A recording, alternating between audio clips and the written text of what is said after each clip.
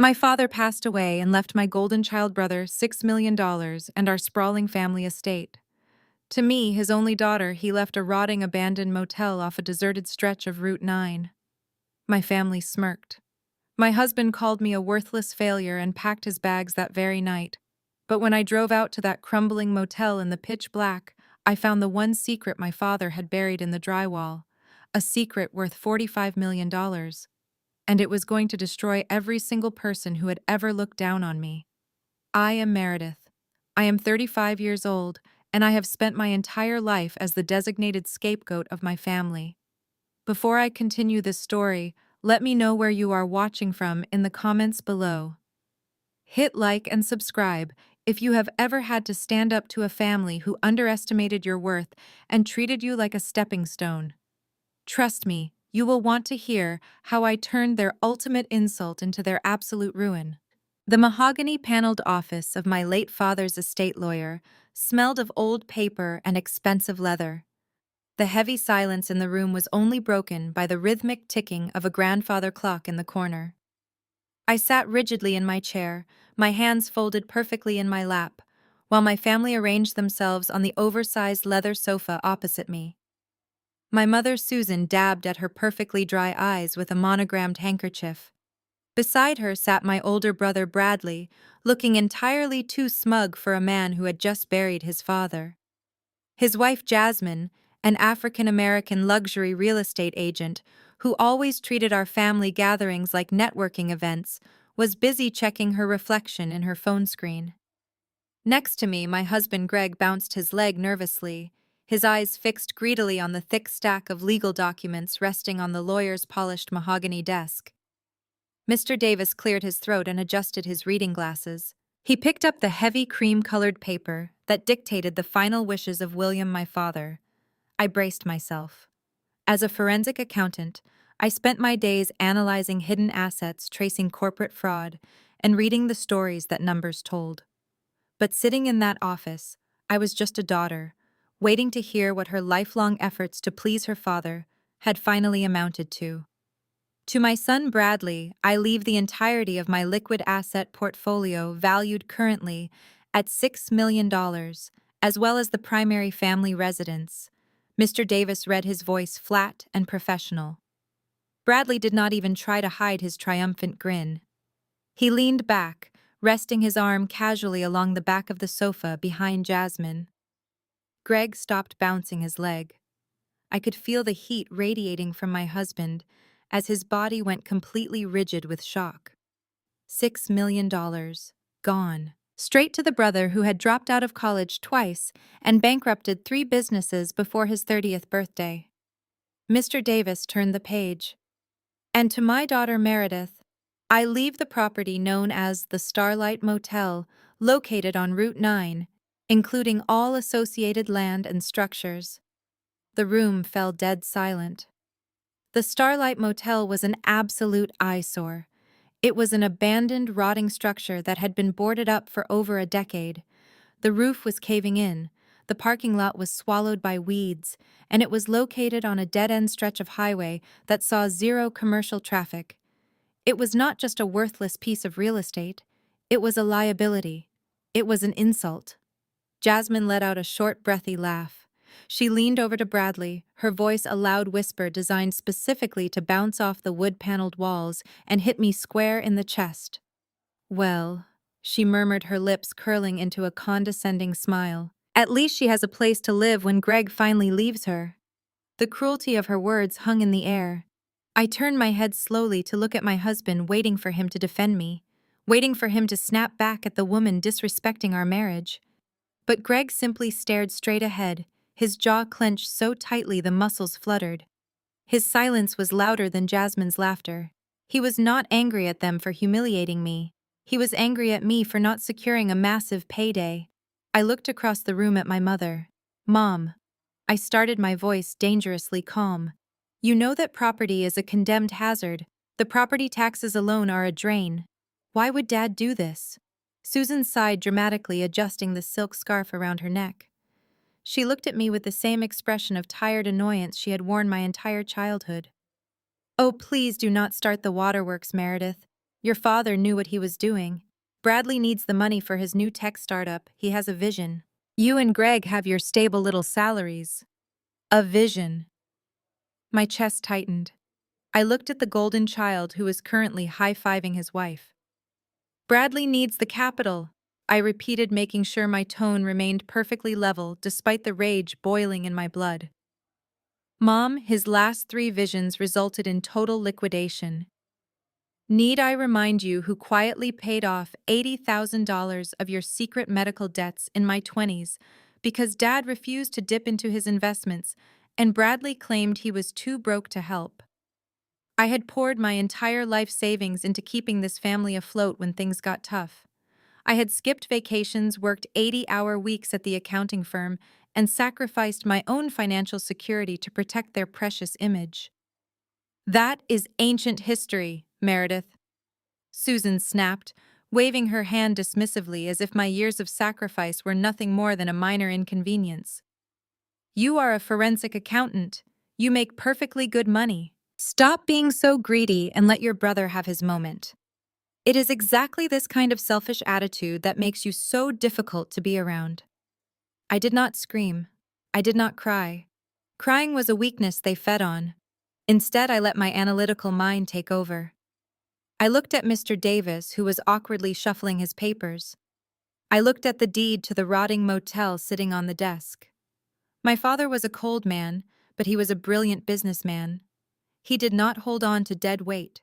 If he had kept a condemned motel for 15 years and specifically left it to the only person in the family who knew how to audit a paper trail, there was a reason. I stood up, walked to the desk, and picked up the heavy gold pen. Where do I sign? I asked Mr. Davis. Greg grabbed my wrist, his grip painfully tight. What are you doing? He hissed through his teeth. You are not accepting that garbage pile. We are contesting the will. I pulled my arm out of his grasp with a violent jerk. Let it go, Greg. I signed my name in smooth, elegant cursive across the bottom of the acceptance deed. I could feel the smug eyes of my mother, my brother, and my sister-in-law burning into my back. They thought they had finally put me in my place. They thought they had permanently secured their status while discarding me to the dirt. But as I walked out of that mahogany office without saying another word, a cold and calculated calmness settled over me. I was going to investigate that rotting motel, and whatever I found, I was going to use it to tear their perfect little world apart piece by piece. The leather seats of Greg's luxury sedan felt like a cage. For the first 10 minutes of the drive home from the lawyer's office, the only sound was the aggressive hum of the engine and the tight, ragged breaths escaping my husband's nose. His knuckles were bone white as he gripped the steering wheel, his jaw set in a rigid line of pure fury. I kept my gaze fixed on the passing suburban scenery, my mind rapidly organizing the chaos of the last hour into neat, analytical columns. But Greg could never handle silence. For him, silence meant he was no longer the center of attention. Are you kidding me, Meredith? The words exploded out of him sharp and venomous as he slammed his palm against the steering wheel. He swerved slightly into the next lane before overcorrecting. $6 million. $6 million. And you just sat there like a statue while your idiot brother walked away with the keys to the kingdom. What is exactly wrong with you? I did not flinch. I turned my head slowly to look at the man I had married 5 years ago. He was red in the face, the veins in his neck bulging against the collar of his expensive silk shirt. I accepted my inheritance, Greg, I said, keeping my voice perfectly level. A dilapidated motel on a dead-end road. He spat back, his voice dripping with absolute disgust. Do you even hear yourself? I did not marry you to end up with a pile of toxic asbestos and a massive property tax bill. I married you because you were the responsible one. You were supposed to be the one William trusted with the estate. You were supposed to be the smart one in that dysfunctional family of yours. But look at you. You are nothing but a worthless scapegoat, and you are too weak to even fight back when they step right on your throat. The truth of our entire marriage was finally laid bare in the stale, tense air of his car. He had never married me for love or partnership. He had married an investment. He had made a calculated bet on my father's wealth, assuming my endless sacrifices for my parents would result in a massive payday that he could easily control. When we pulled into the driveway of our 5-bedroom colonial house, the crushing reality of my financial situation hit me. Greg had relentlessly pressured me into signing the mortgage for this oversized monstrosity 2 years ago. He had claimed we needed a house that reflected his rising status as a junior marketing executive, fully ignoring the fact that my salary as a forensic accountant was the only thing actually keeping us afloat. He lived for the image, and I paid the bills. Greg threw the car into park, did not even bother to turn off the engine properly, and stormed inside. By the time I walked through the heavy mahogany front doors, he was already dragging his expensive leather suitcase out of the hall closet. I stood in the grand foyer, my arms crossed, watching him carelessly throw designer dress shirts and expensive shoes into the bag. "What exactly are you doing, Greg?"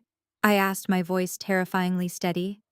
"What does it look like?" he snarled without looking up from his packing. "I am leaving.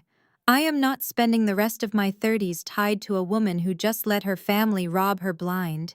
Even your own mother thinks you are a joke, Meredith. Jasmine was entirely right to laugh at you in that office. Bradley is going to be a multimillionaire, and you are going to be bankrupt trying to demolish a haunted hotel.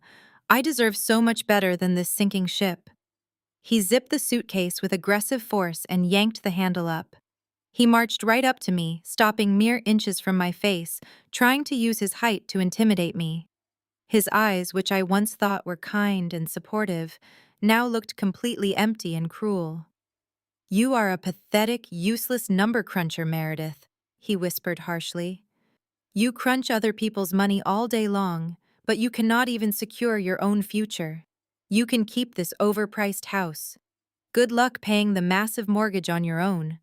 Let us see how long it takes for the bank to foreclose on you and throw you out on the street." He stood there breathing heavily, waiting. He expected me to cry. He expected me to fall to pieces, to beg him to stay, to promise him I would hire a ruthless lawyer and sue my family just to keep his selfish, parasitic presence in my life. I saw it in the slight hesitation before he reached for the doorknob. He was eagerly anticipating the pathetic performance of a broken, desperate woman. But as a forensic accountant, I am trained to recognize a bad investment. And standing there looking at Greg, all I saw was a toxic liability I was finally ready to write off. I had spent my entire life crying over people who only loved me for what my bank account or my obedience could do for them. My tear ducts were permanently dry. Instead of begging, I took a deliberate step back, clearing his path to the exit, and gracefully gestured toward the front door. "Make sure you leave your house key on the console table before you walk out," I said smoothly. His jaw slackened. The utter satisfaction of denying him my tears was intoxicating. The smug superiority melted off his face, replaced by a flash of genuine confusion and bruised ego.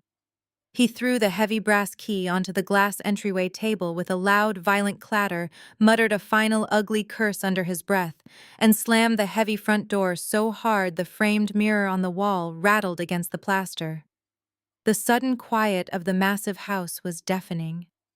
I stood alone in the grand foyer, surrounded by expensive furniture Greg had chosen, and a mountain of debt he had just happily abandoned me with. But for the first time in my life, I did not feel fear or anxiety. I felt incredibly light. I walked over to the entryway table, completely ignoring his discarded house key, and picked up my own car keys. I reached into my purse and pulled out the heavy cream-colored deed Mr. Davis had handed me. It was nearly midnight. The Starlight Motel was a 45-minute drive out into the darkest, most desolate part of the county. I did not care if it was dangerous or irrational. I walked straight out the door, locked it firmly behind me, and got back into my car. It was time to find out exactly why my brilliant calculating father had left his most analytical daughter a pile of rotting wood. The glowing dashboard clock read 12:47 when my headlights finally swept across the rusted iron sign of the Starlight Motel. Route 9 was completely abandoned. It was a crumbling stretch of asphalt that the state had forgotten long ago, flanked by dense skeletal trees that seemed to claw at the night sky. My tires crunched heavily over the overgrown gravel of the parking lot, snapping dead branches and sending a couple of startled feral cats darting into the high weeds. I put the car in park and kept the headlights beaming straight ahead, illuminating the main building. It was worse than I remembered from my childhood. The L-shaped structure was practically sagging into the earth. The roof of the second-floor walkway had partially collapsed, and thick vines of aggressive ivy had swallowed entire doors. Every single window was either boarded up with rotting plywood or shattered completely.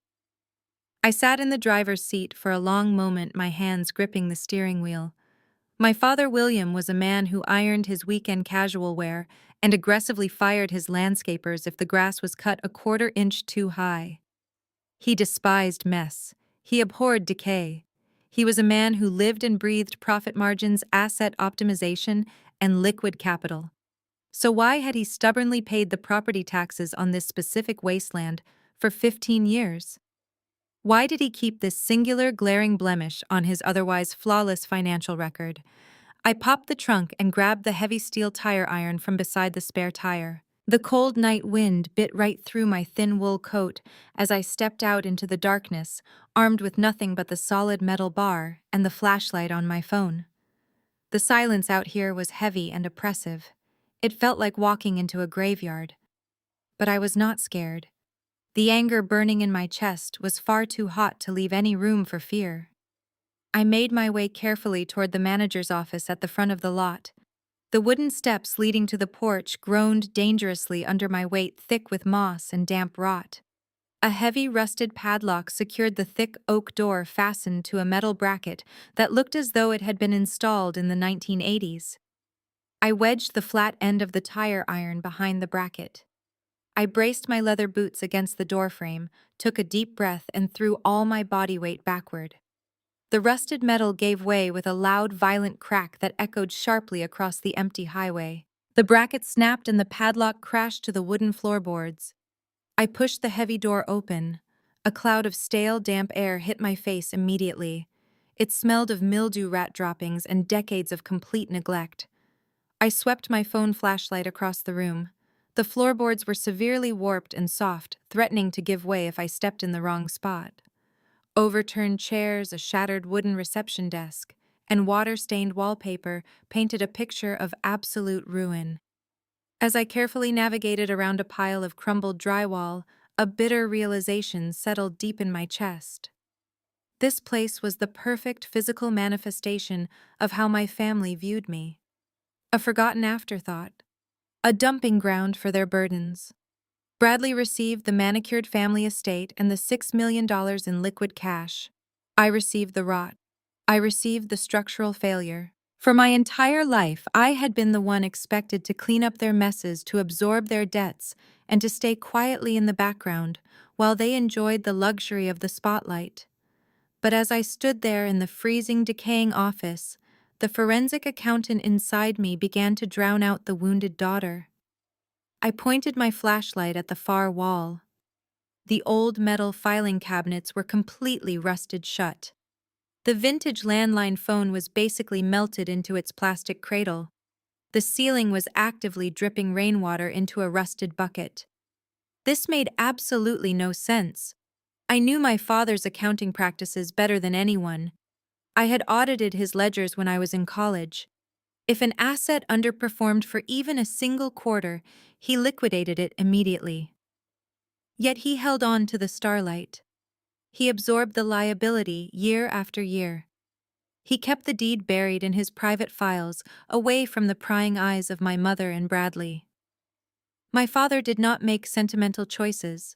He made calculated investments. If the structure was worthless, the value had to be somewhere else. I began pulling open the drawers of the reception desk that were not swollen shut from the dampness. They were empty. I kicked over a stack of waterlogged phone books. Nothing. I checked behind the reception counter, shining my light along the baseboards and the exposed studs where the drywall had completely crumbled away. Was it the land itself? Was there something buried here? Was it a tax shelter that I had not uncovered yet? My mind raced back to the lawyer's office just hours ago.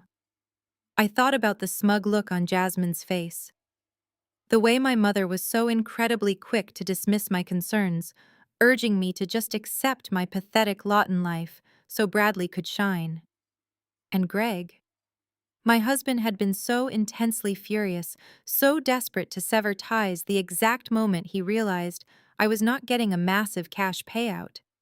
They had all reacted entirely too fast. It was almost as if they already knew exactly what the will was going to say.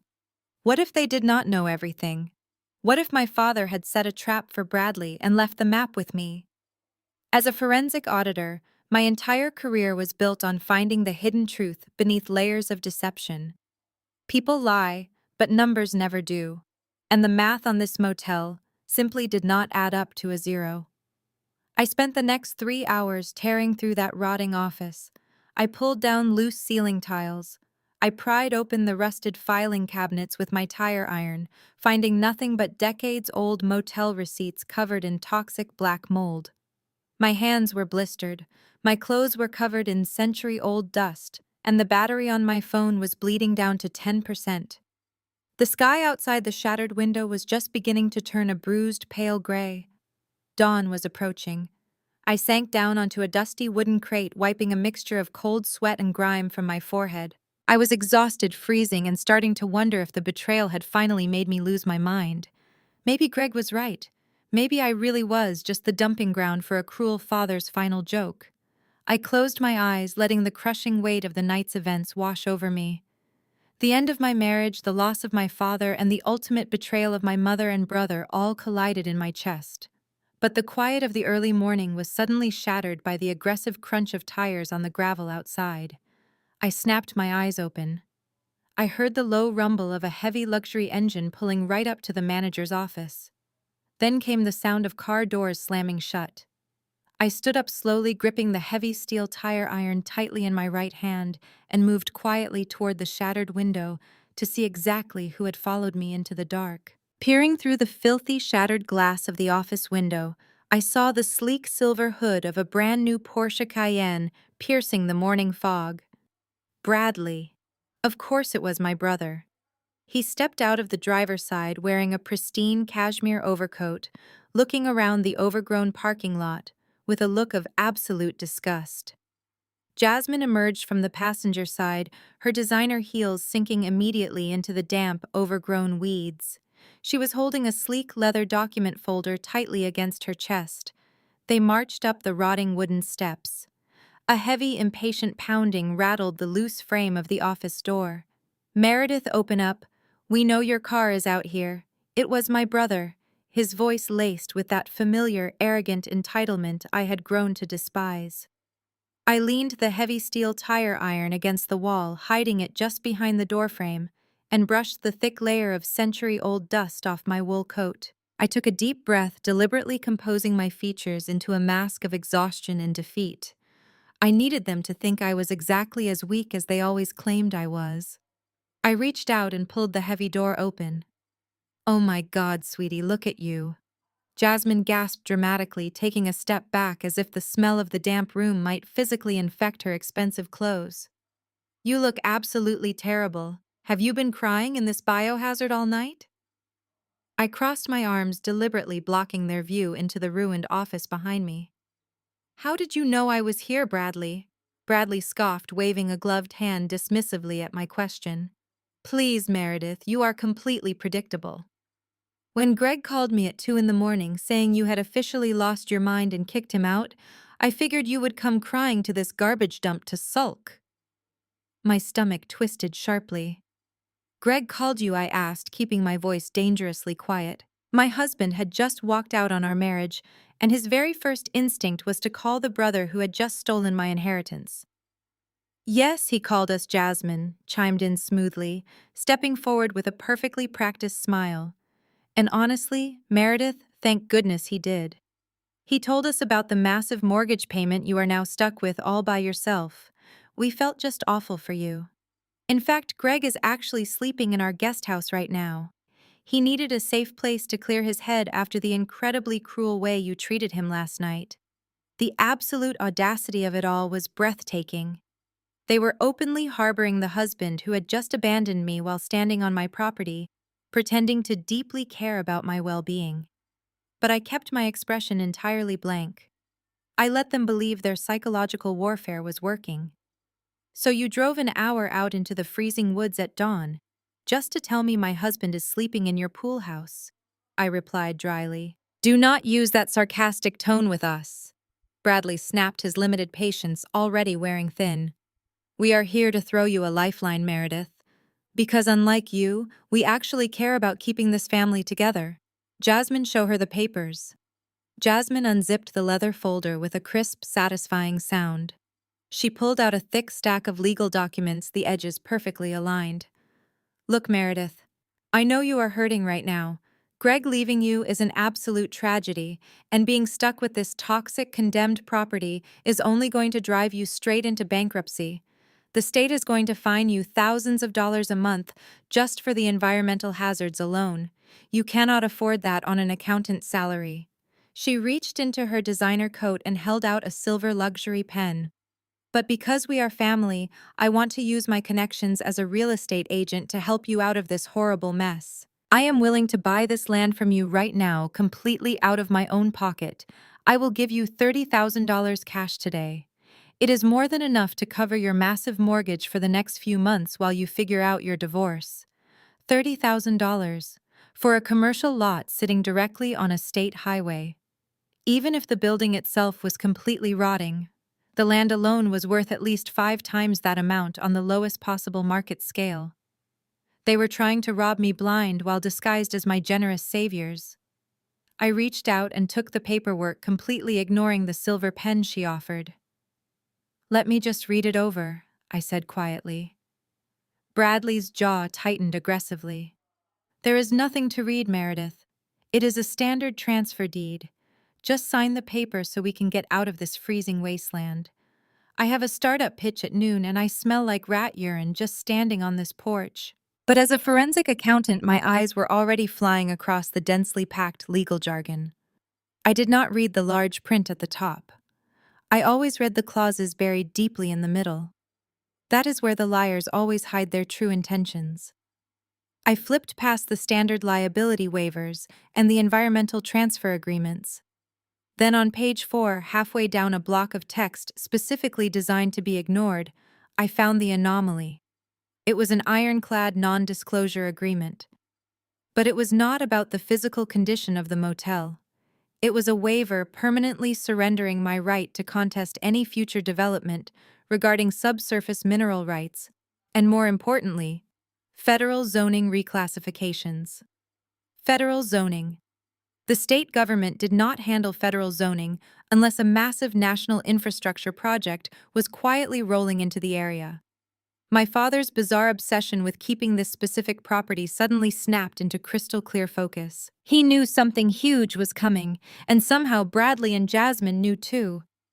I lowered the paperwork and looked directly into Jasmine's eyes, watching her carefully. Why does a standard residential transfer deed for a rotting motel include a non-disclosure clause about federal zoning rights? Jasmine's perfectly glossed smile faltered for a fraction of a second. It was a tiny microscopic crack in her flawless facade, but it was all the confirmation I needed. Oh, that is just standard boilerplate language my broker uses for all commercial lots. She waved her hand casually, refusing to make eye contact. It means absolutely nothing, sweetie.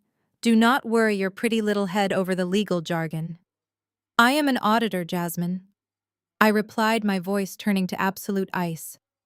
I audit commercial real estate portfolios for a living. There is absolutely nothing standard about a federal zoning waiver on a condemned property in the middle of nowhere. Are you anticipating a government buyout? Bradley stepped violently forward, his face flushing dark red with sudden explosive rage. He ripped the contract right out of my hands. Are you entirely insane?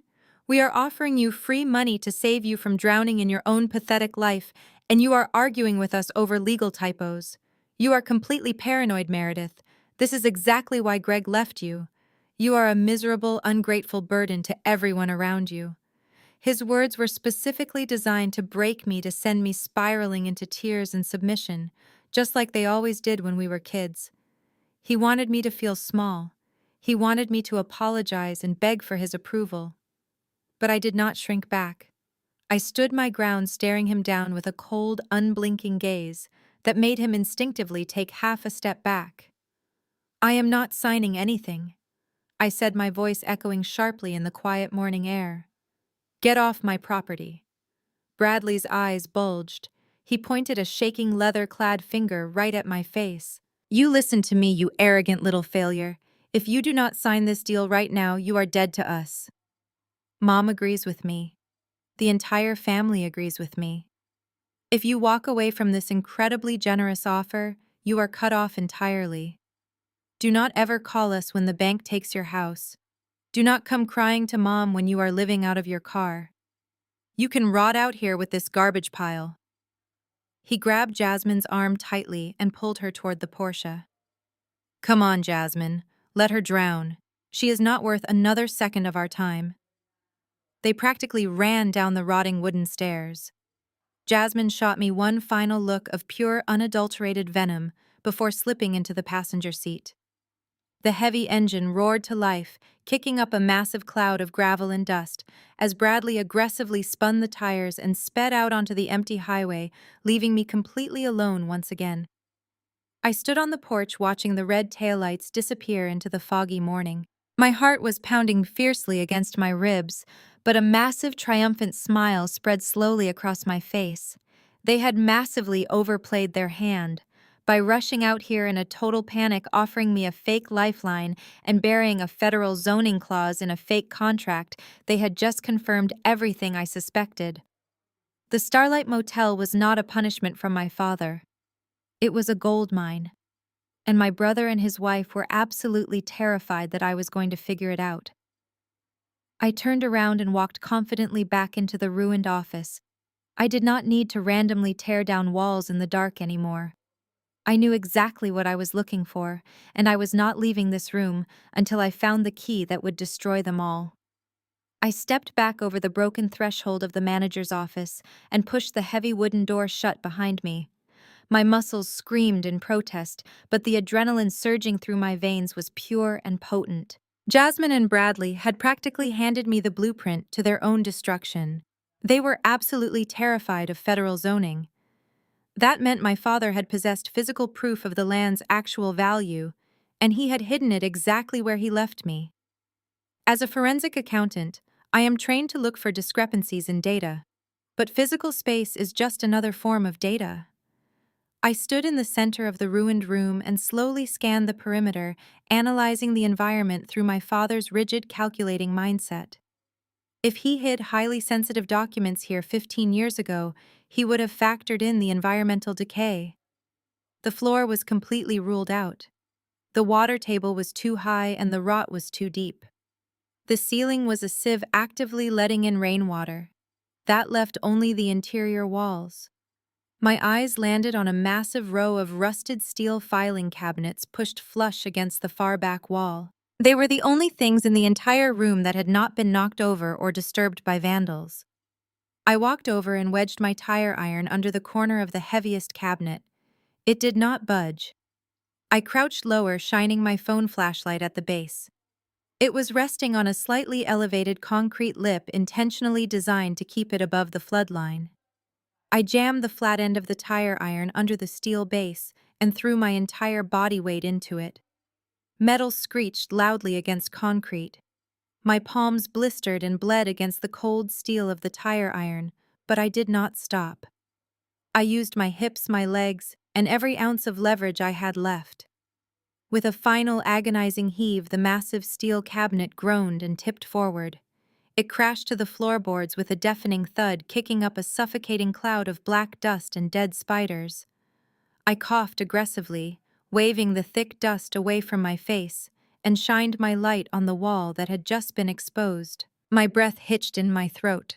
The rest of the office was lined with cheap, peeling wallpaper from the 1970s. But the rectangular patch of drywall directly behind where the cabinet had stood was completely bare. It was clean. It was relatively new. I stepped closer and traced my fingers over the edges. There were fresh drywall screws driven deep into the plaster, not the rusted iron nails holding the rest of the room together. My father had built a false cavity. I gripped the tire iron with both hands, raised it above my head, and brought it down violently against the center of the clean drywall. The plaster shattered with a satisfying crunch. I swung again and again, tearing away jagged chunks of the wall until I had exposed the thick wooden studs beneath. Sitting perfectly level on a reinforced wooden crossbeam, tucked safely away from the moisture and the rats, was a heavy stainless steel briefcase. It was a vintage Zero Halliburton model, the exact make and type my father used to carry to his corporate board meetings when I was a child. The polished metal gleamed dull under the beam of my flashlight, completely untouched by the massive decay surrounding it. I reached into the wall cavity and grabbed the handle. It weighed at least 20 pounds. I hauled it out, set it down on the only sturdy wooden table left in the room, and brushed a thick layer of white plaster dust off the top. The locks were heavy-duty military-grade combination dials. I stared at the twin brass dials. William was a creature of absolute rigid habit. He despised changing passwords. He believed his memory was infallible and considered writing down codes a sign of extreme mental weakness. When I was 10 years old, I used to sit quietly in his home office and watch him unlock his private wall safe.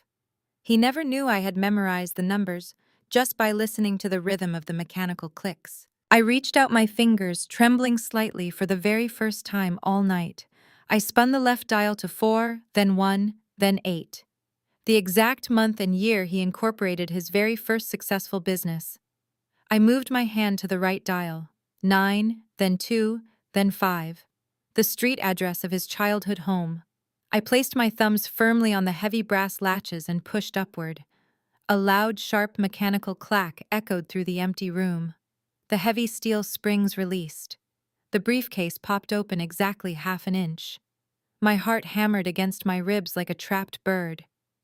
Whatever was waiting inside this metal box was the exact reason my husband abandoned me.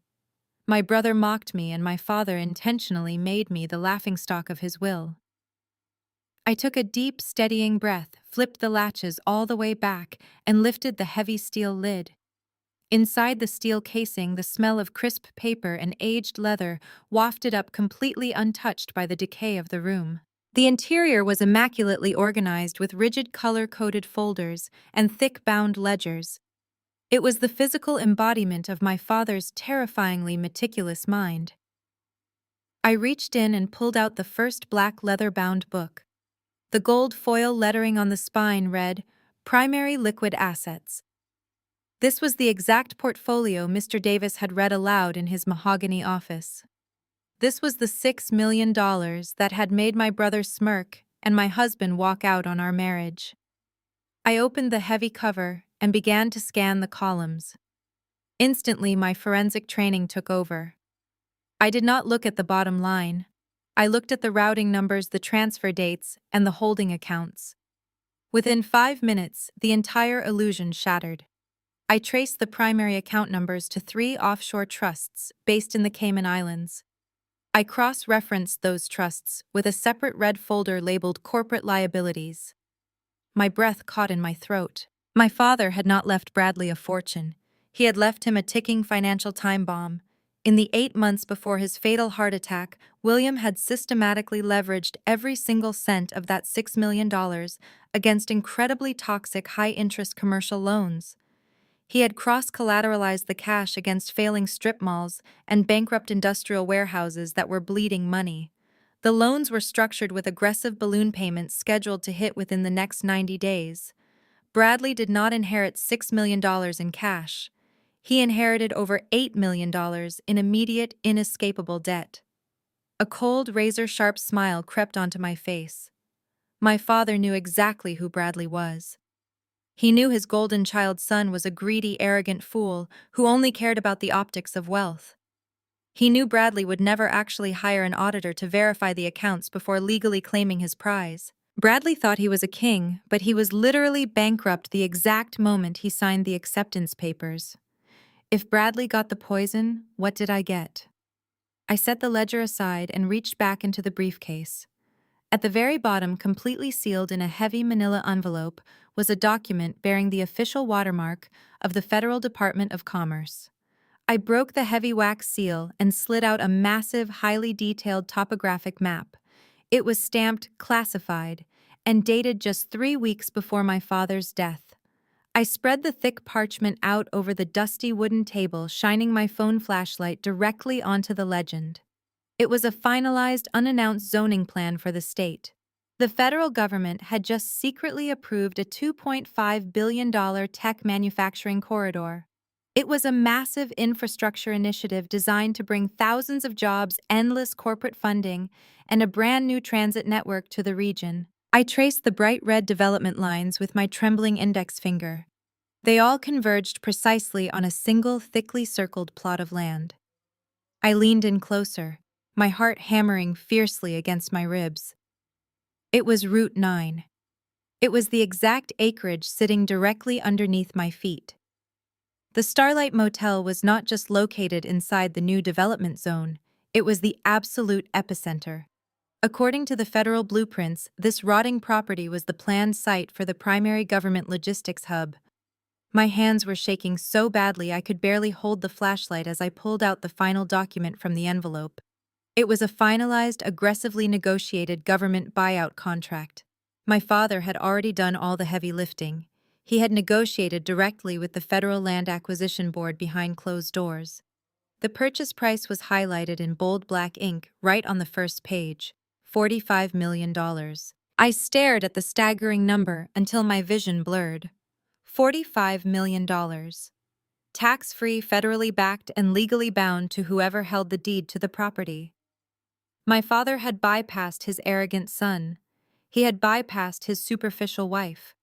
He had handed the true family empire directly to the only person capable of understanding the math. He knew Jasmine and Bradley would try to steal it. He knew they would assume the motel was completely worthless. And he knew that as a forensic accountant, I would never just blindly sign away a piece of property without investigating the hidden variables first. Everything made perfect, terrifying sense now. Jasmine's desperate morning visit, the measly $30,000 offer, the non-disclosure agreement about federal zoning buried deep in her fake contract. Jasmine was a luxury real estate agent. She must have caught wind of the upcoming tech corridor rumor through her shady corporate connections. She and Bradley wanted to trick me into signing away $45 million for absolute pennies. They thought I was a broken, weeping housewife who was too distraught over her failing marriage to read the fine print. And Greg. My stomach plummeted, then instantly hardened into solid ice. Greg had called Bradley at 2 a.m. Greg had walked out the exact moment he realized I was not getting the liquid cash, providing the perfect emotional breakdown for Jasmine to exploit. He was in on it. They were all in on it together. They had orchestrated this entire psychological ambush to force me into selling the land while I was emotionally vulnerable. I carefully folded the map, placed the buyout contract back into the manila envelope, and locked everything securely inside the steel briefcase. I did not feel like a victim anymore. I felt like an executioner. I picked up the heavy metal case, walked out of the rotting motel office, and stepped into the cold morning sunlight. They wanted to play a high-stakes game of financial deception with a forensic accountant. I was going to gladly oblige them, and I was going to make sure they lost absolutely everything. I tossed the heavy steel briefcase into the trunk of my car and slammed it shut. The metallic thud echoed sharply across the empty highway. I was just brushing the white drywall dust off my wool coat when my cell phone vibrated violently inside my pocket. I pulled it out and looked at the screen. It flashed with a photo of my mother Susan smiling perfectly at some upscale country club luncheon. I stared at the glowing name for a long moment. I knew exactly what this was. Bradley and Jasmine had failed their morning ambush. They had sped off in a panic to call reinforcements. Now the heavy artillery was being deployed. I swiped the green button and lifted the phone to my ear, keeping my breathing completely silent.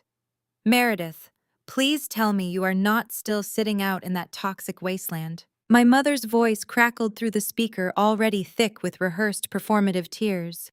Bradley just called me. He said you were completely hysterical. He said you yelled at Jasmine and refused their generous help. What is wrong with you? I leaned back against the cold metal of my car. I am not hysterical, Mom, I said softly. I just wanted some time to think. Think about what? Susan's pitch elevated into that familiar frantic tone she always used when she was losing control of a narrative. There is nothing to think about, Meredith. You are throwing away your life over pure stubbornness. Do you know who else called me this morning? Greg. She paused, waiting for the impact of my husband's name to shatter my resolve. When I did not say anything, she pressed harder, pouring on the fake maternal sympathy. He is entirely broken, Meredith. He was crying on the phone to me. He told me that your financial situation is a complete disaster and that you have been hiding the true weight of that massive mortgage from him. He said he cannot stay married to someone who refuses to protect their own family.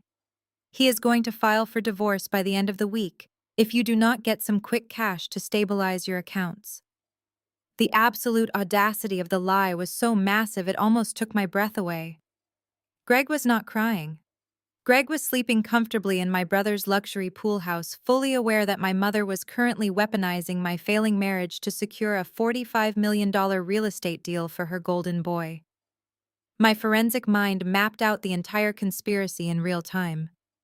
Greg had realized I was not getting a massive liquid payout at the lawyer's office. He immediately panicked and contacted Bradley. Bradley, knowing the actual value of the motel land, saw the perfect opportunity. He offered Greg a cut of the massive profits, or at least a bailout from our mortgage debt in exchange for Greg creating a manufactured marital crisis. The dramatic walkout, the cruel insults, the threats of divorce. It was all a highly coordinated psychological pressure cooker designed to make me desperate enough to sign a blind contract for a measly $30,000. My own husband was actively conspiring with my abusers to rob me of $45 million. The man I had shared a bed with for 5 years, the man whose credit card debt I had quietly paid off entirely from my own salary, was happily acting as the emotional leverage to break me. Meredith, are you listening to me? Susan snapped, her fake tears vanishing the exact second she thought I was ignoring her. I am here, Mom, I whispered, intentionally injecting a slight pathetic tremble into my voice. Is he really going to leave me? Oh, honey. Susan let out a heavy, condescending sigh. You know how men are. They need stability. They need a wife who makes smart, practical choices. You have always been so difficult and so caught up in your own ego. But you can fix this. Jasmine is offering you an absolute miracle. $30,000 in cold, hard cash. It will pay your mortgage. It will bring Greg back home. All you have to do is stop being so arrogant and sign the property over to your brother. It is just an abandoned lot. Let Bradley deal with the environmental fines. Let him take the burden. The burden. She was actually calling a multi-million-dollar federal buyout a burden. She was telling me I was arrogant while actively trying to steal my future to fund my brother's failed startups. They are just trying to help you, Meredith. She continued, her voice dripping with toxic sweetness. We all are. We just want you to be happy and secure.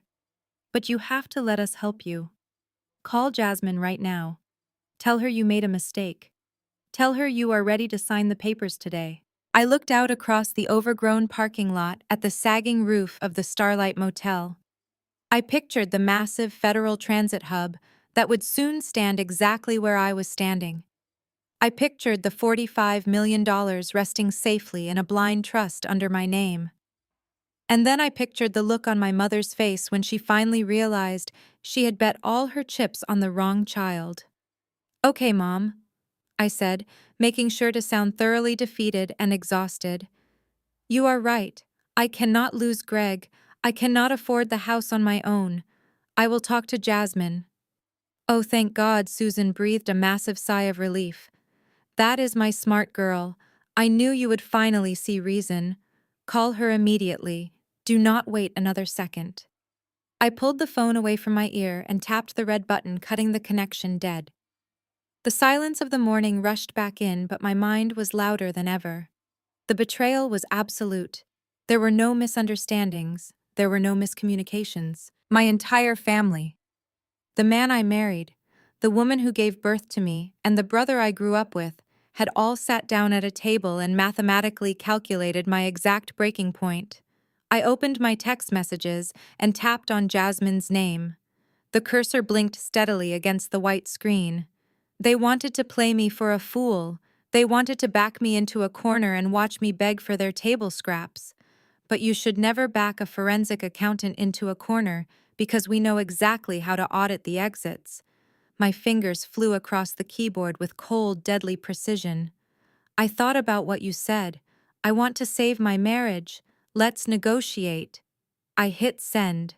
I slid the phone back into my pocket, got into the driver's seat, and pulled out onto the highway, leaving the rotting motel in my rearview mirror. The trap was set. Now all I had to do was wait for the vultures to circle. The drive back into the city was a blur of highway lines and cold calculation. I did not go back to my empty 5-bedroom colonial house. I did not go to the office to pretend everything was normal. Instead, I drove straight to the towering glass skyscrapers of the downtown financial district. If I was going to execute a $45 million blindside against my own flesh and blood, I could not use the stuffy estate lawyers my family kept on retainer. I needed a shark. I needed a corporate acquisition attorney who specialized in aggressive federal land transfers and absolute anonymity. I walked into the polished marble lobby of one of the most ruthless corporate law firms in the state. I still had white drywall dust clinging to the hem of my wool coat and dried blood on my palms from gripping the tire iron, but I walked with the posture of a woman who owned the building. I demanded an emergency consultation with their senior managing partner, a man named Harrison Cole. The receptionist tried to brush me off, but when I slid my father's original deed and the classified federal zoning map across her pristine white desk, I was sitting in a corner office within 3 minutes. Harrison Cole was a man who spoke entirely in numbers and risk assessments. He did not care about my family drama or my failing marriage. He only cared about the incredibly lucrative, fully finalized government buyout contract I dropped onto his glass desk. I laid out my plan with the cold, methodical precision of a forensic accountant. I did not just want to sell the land. I needed to disappear behind a fortress of corporate anonymity so my family would have absolutely no idea the transaction had taken place until it was far too late.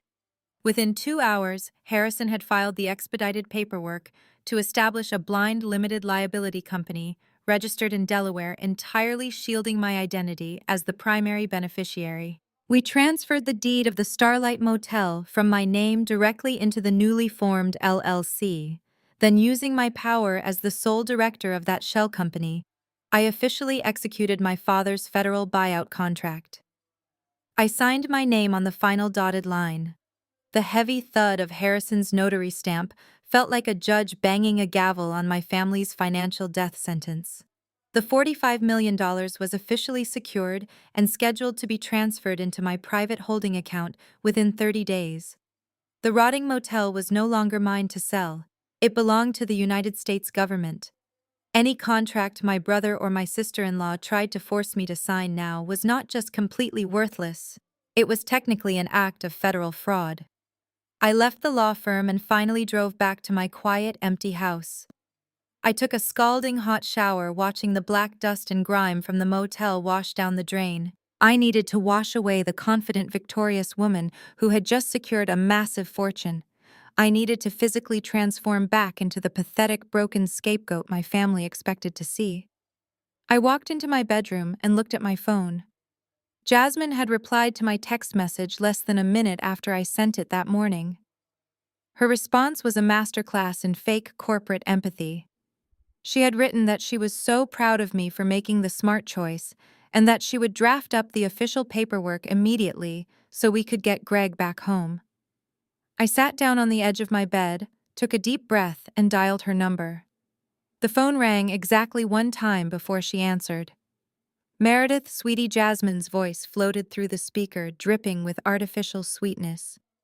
I am so incredibly relieved you texted me. Bradley and I have just been sick with worry all morning. We hate seeing you in this much pain. I closed my eyes and dug my fingernails into my thigh, using the sharp physical sting to force a realistic tremor into my voice.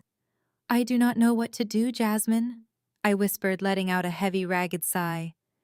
The house is so empty. Greg took all his suits. He took his golf clubs. He actually left me. I went down to the bank and looked at our joint accounts, and the mortgage payment is going to bounce next week. I cannot survive this on my own. Oh, honey, please do not cry, Jasmine cooed. I could practically hear the greedy, triumphant smile stretching across her face. We are going to fix this. I have the $30,000 check sitting right here on my desk. I already printed the transfer deed. You just need to sign it, take the money, and deposit it before the bank notices. Once Greg sees that you have secured some liquid cash, he will calm down. You know how stressed he gets about finances. He was so angry I whimpered, making sure to sound thoroughly pathetic and dependent. Do you really think the money will bring him back? Do you think he will come home? Absolutely, she promised without a single second of hesitation. Men just want peace of mind, Meredith. You are doing the right thing for your marriage. Why do not you come by my office this afternoon? We can sign the papers quietly and get this whole ugly mess behind us. No, I said quickly, injecting a note of desperate panic into my voice. I do not want to do this in an office.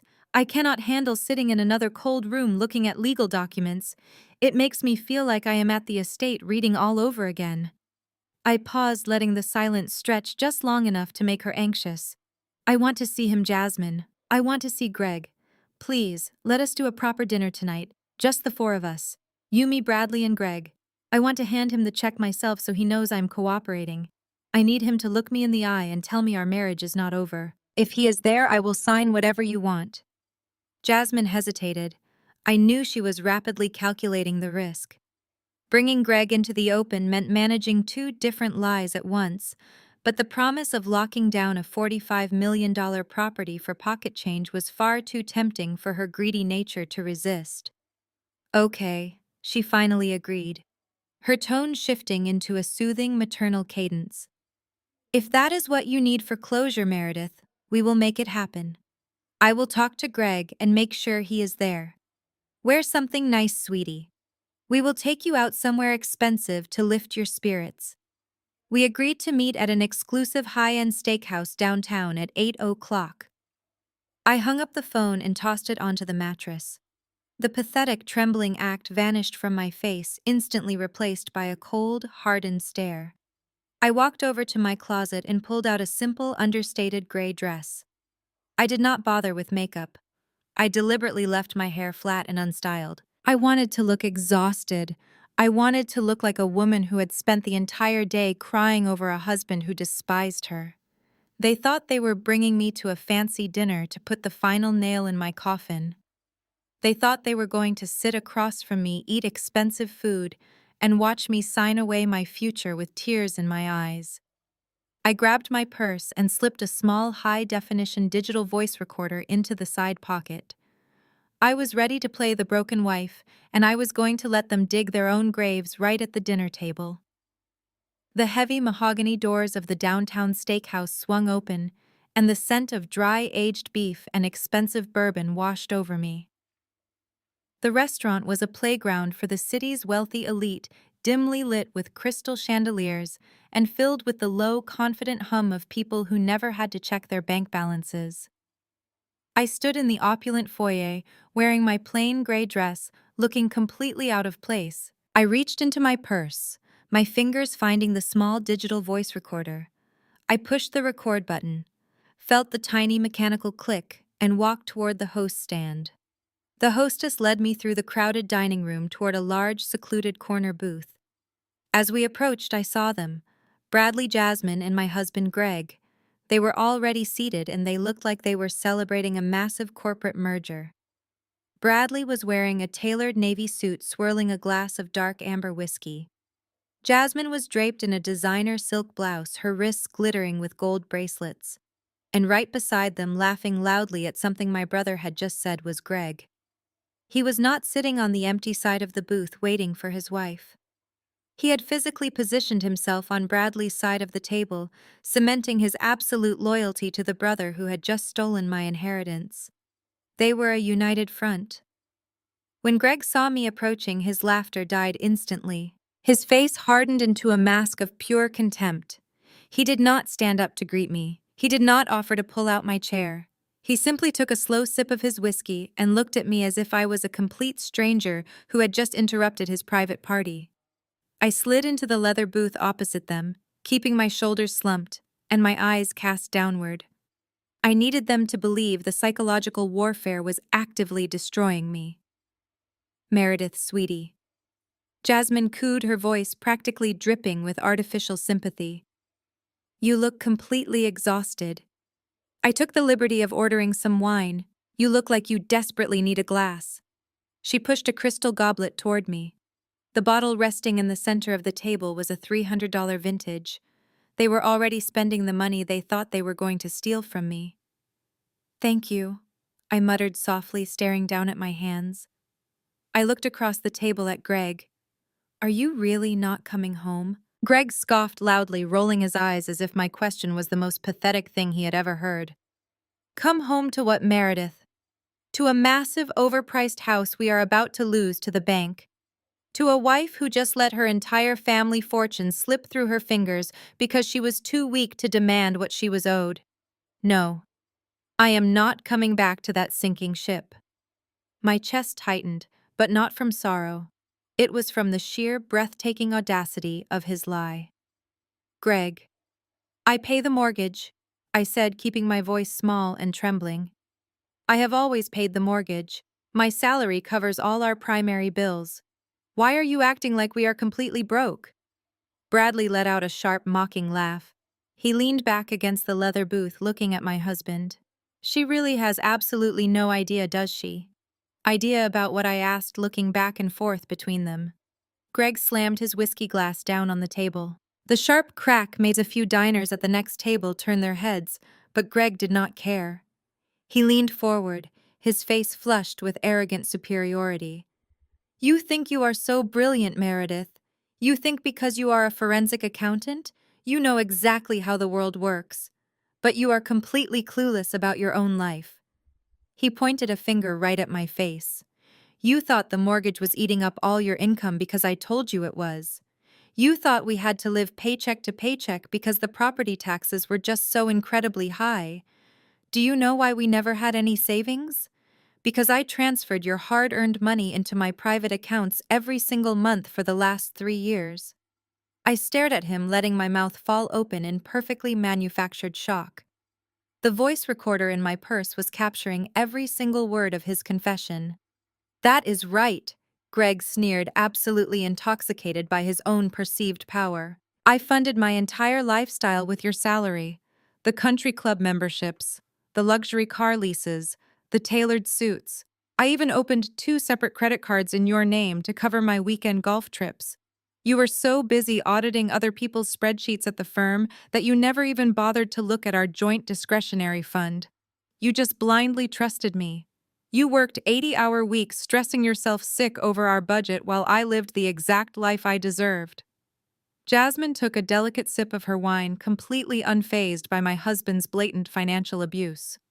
Well, she chimed in smoothly, a man needs to maintain his professional image, Meredith. You could not expect Greg to climb the corporate ladder while living like a peasant just because you wanted to hoard pennies. They were monsters, all 3 of them. They sat there in their expensive clothes, drinking expensive wine, openly mocking me for funding their luxurious lives. Greg had financially bled me dry for years, gaslighting me into believing I was the reason we were struggling. And now he was sitting next to my brother, helping him orchestrate the final massive theft of my father's estate. You stole from me, I whispered, making my voice crack perfectly. I survived you, Greg corrected harshly, and now I am moving on. Unless you can miraculously produce enough cash to wipe out the massive mountain of debt you are currently sitting on, you will be hearing from my divorce attorney on Monday. Right on cue, Jasmine reached into her designer handbag and pulled out the sleek leather document folder.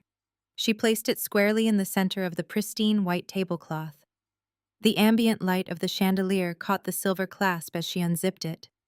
"This is exactly why we called this dinner," Meredith Jasmine said, her tone suddenly shifting into the role of the generous savior. "We are family, and despite everything, we do not want to see you completely ruined.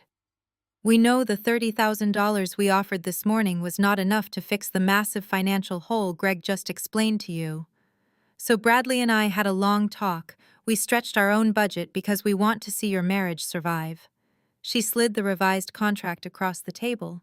It stopped right in front of my plate. $50,000, Jasmine announced proudly, as if she was curing a global disease.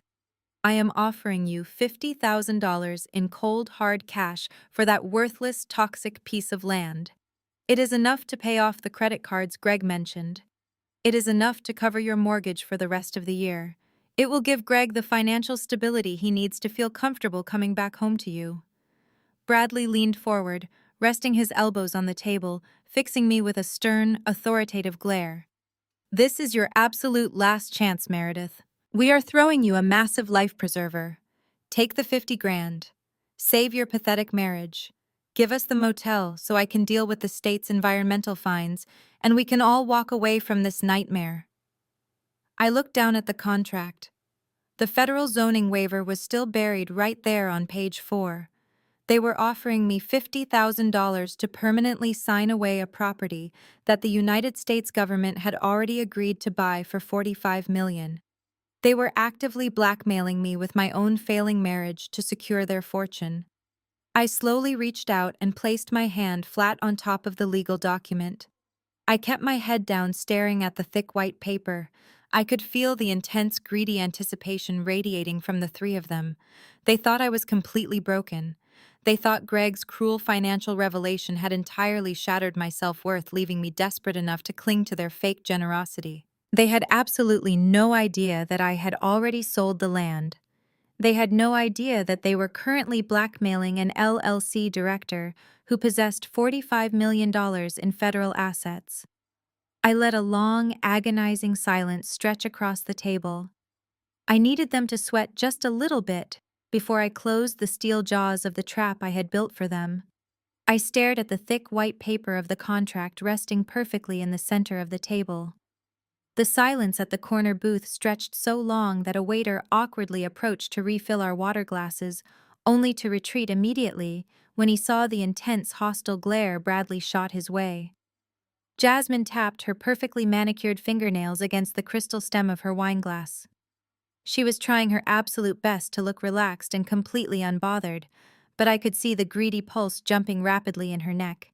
They were absolutely desperate for me to pick up the pen. I let out a long, ragged breath that sounded exactly like a woman surrendering the very last shred of her dignity.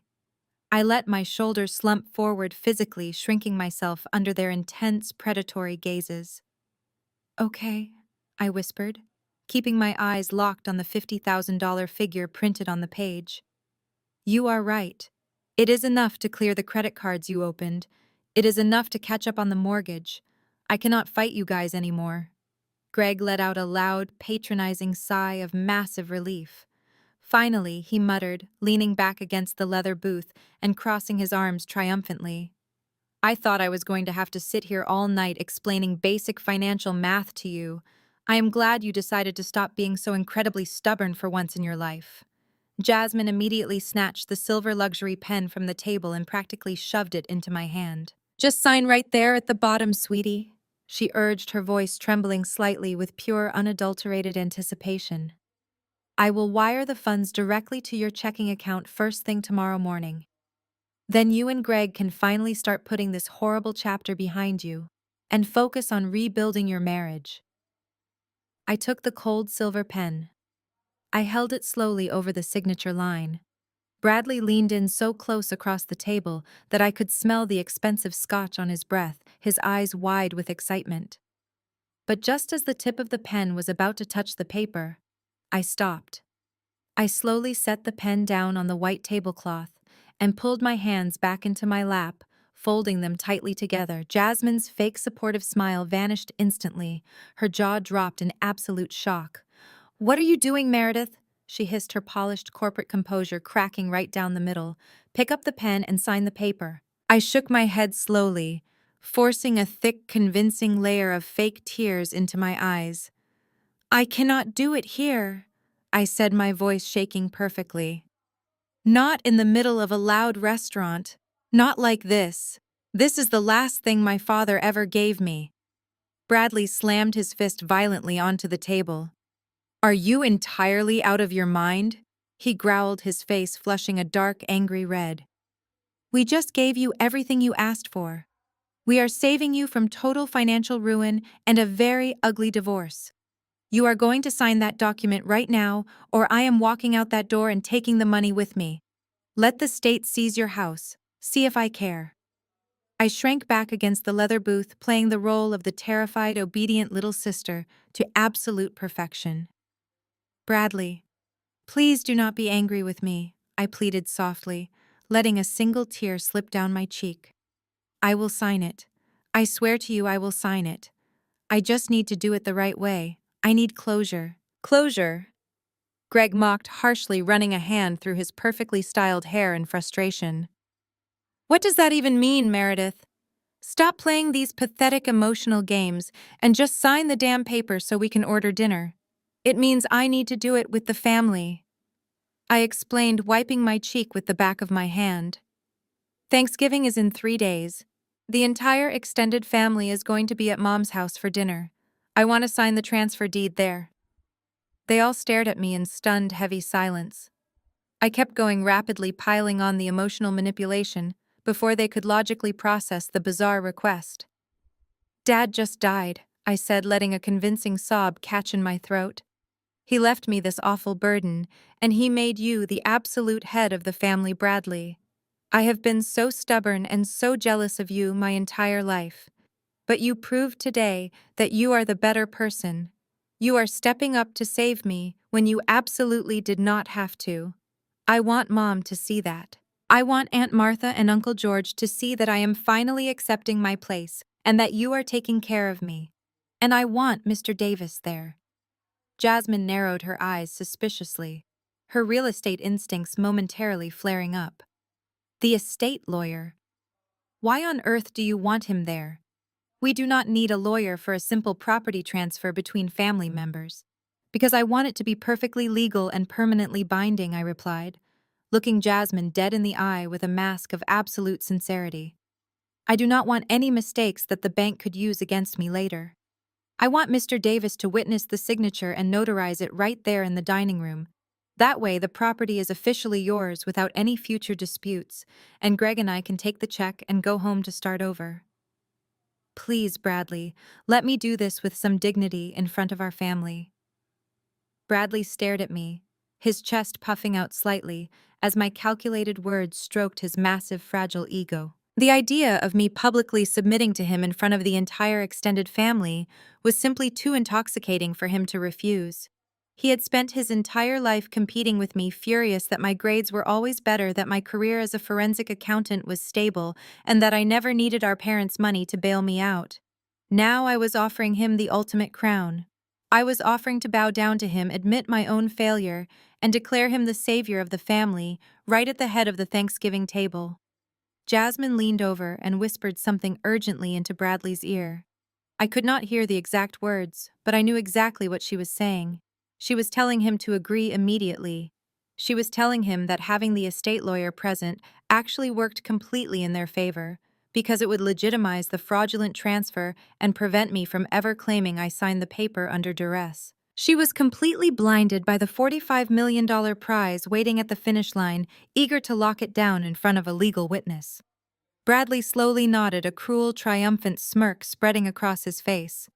Fine, he said, leaning back and picking up his whiskey glass, as if he had just conquered the world. If you want to make a big emotional spectacle out of your own failure, that is your choice. We will do it at Thanksgiving dinner before they carve the turkey. But if you try to back out, or if you cause a scene, the deal is completely off the table, and you will never see a single dime from us. I will not back out, I promised softly, keeping my eyes fixed submissively on the table. Greg reached across the table and patted my hand with sickening fake affection. That is a good girl, Meredith. See how easy things are when you just listen to reason and let the men handle the business. I will come over on Friday morning after the dinner, and we can start packing up the guest room. We are going to get our life back on track. Thank you, Greg, I whispered, fighting the intense physical urge to pull my hand away from his toxic touch. I slid out of the leather booth and stood up. I told them I was far too emotionally exhausted to eat, and that I needed to go home to rest. They did not even try to stop me. They were already signaling the waiter to bring the menus completely ready to celebrate their massive victory over expensive dry-aged steaks and another bottle of vintage wine. I walked out of the opulent dining room, keeping my head bowed, until I pushed through the heavy mahogany front doors and stepped out into the crisp, freezing night air of the city. The exact moment the restaurant doors closed behind me, my posture changed entirely. My spine straightened. The pathetic, trembling expression vanished from my face, completely replaced by a cold, predatory calm. I reached deep into my purse and pulled out the small digital voice recorder. I pressed the stop button.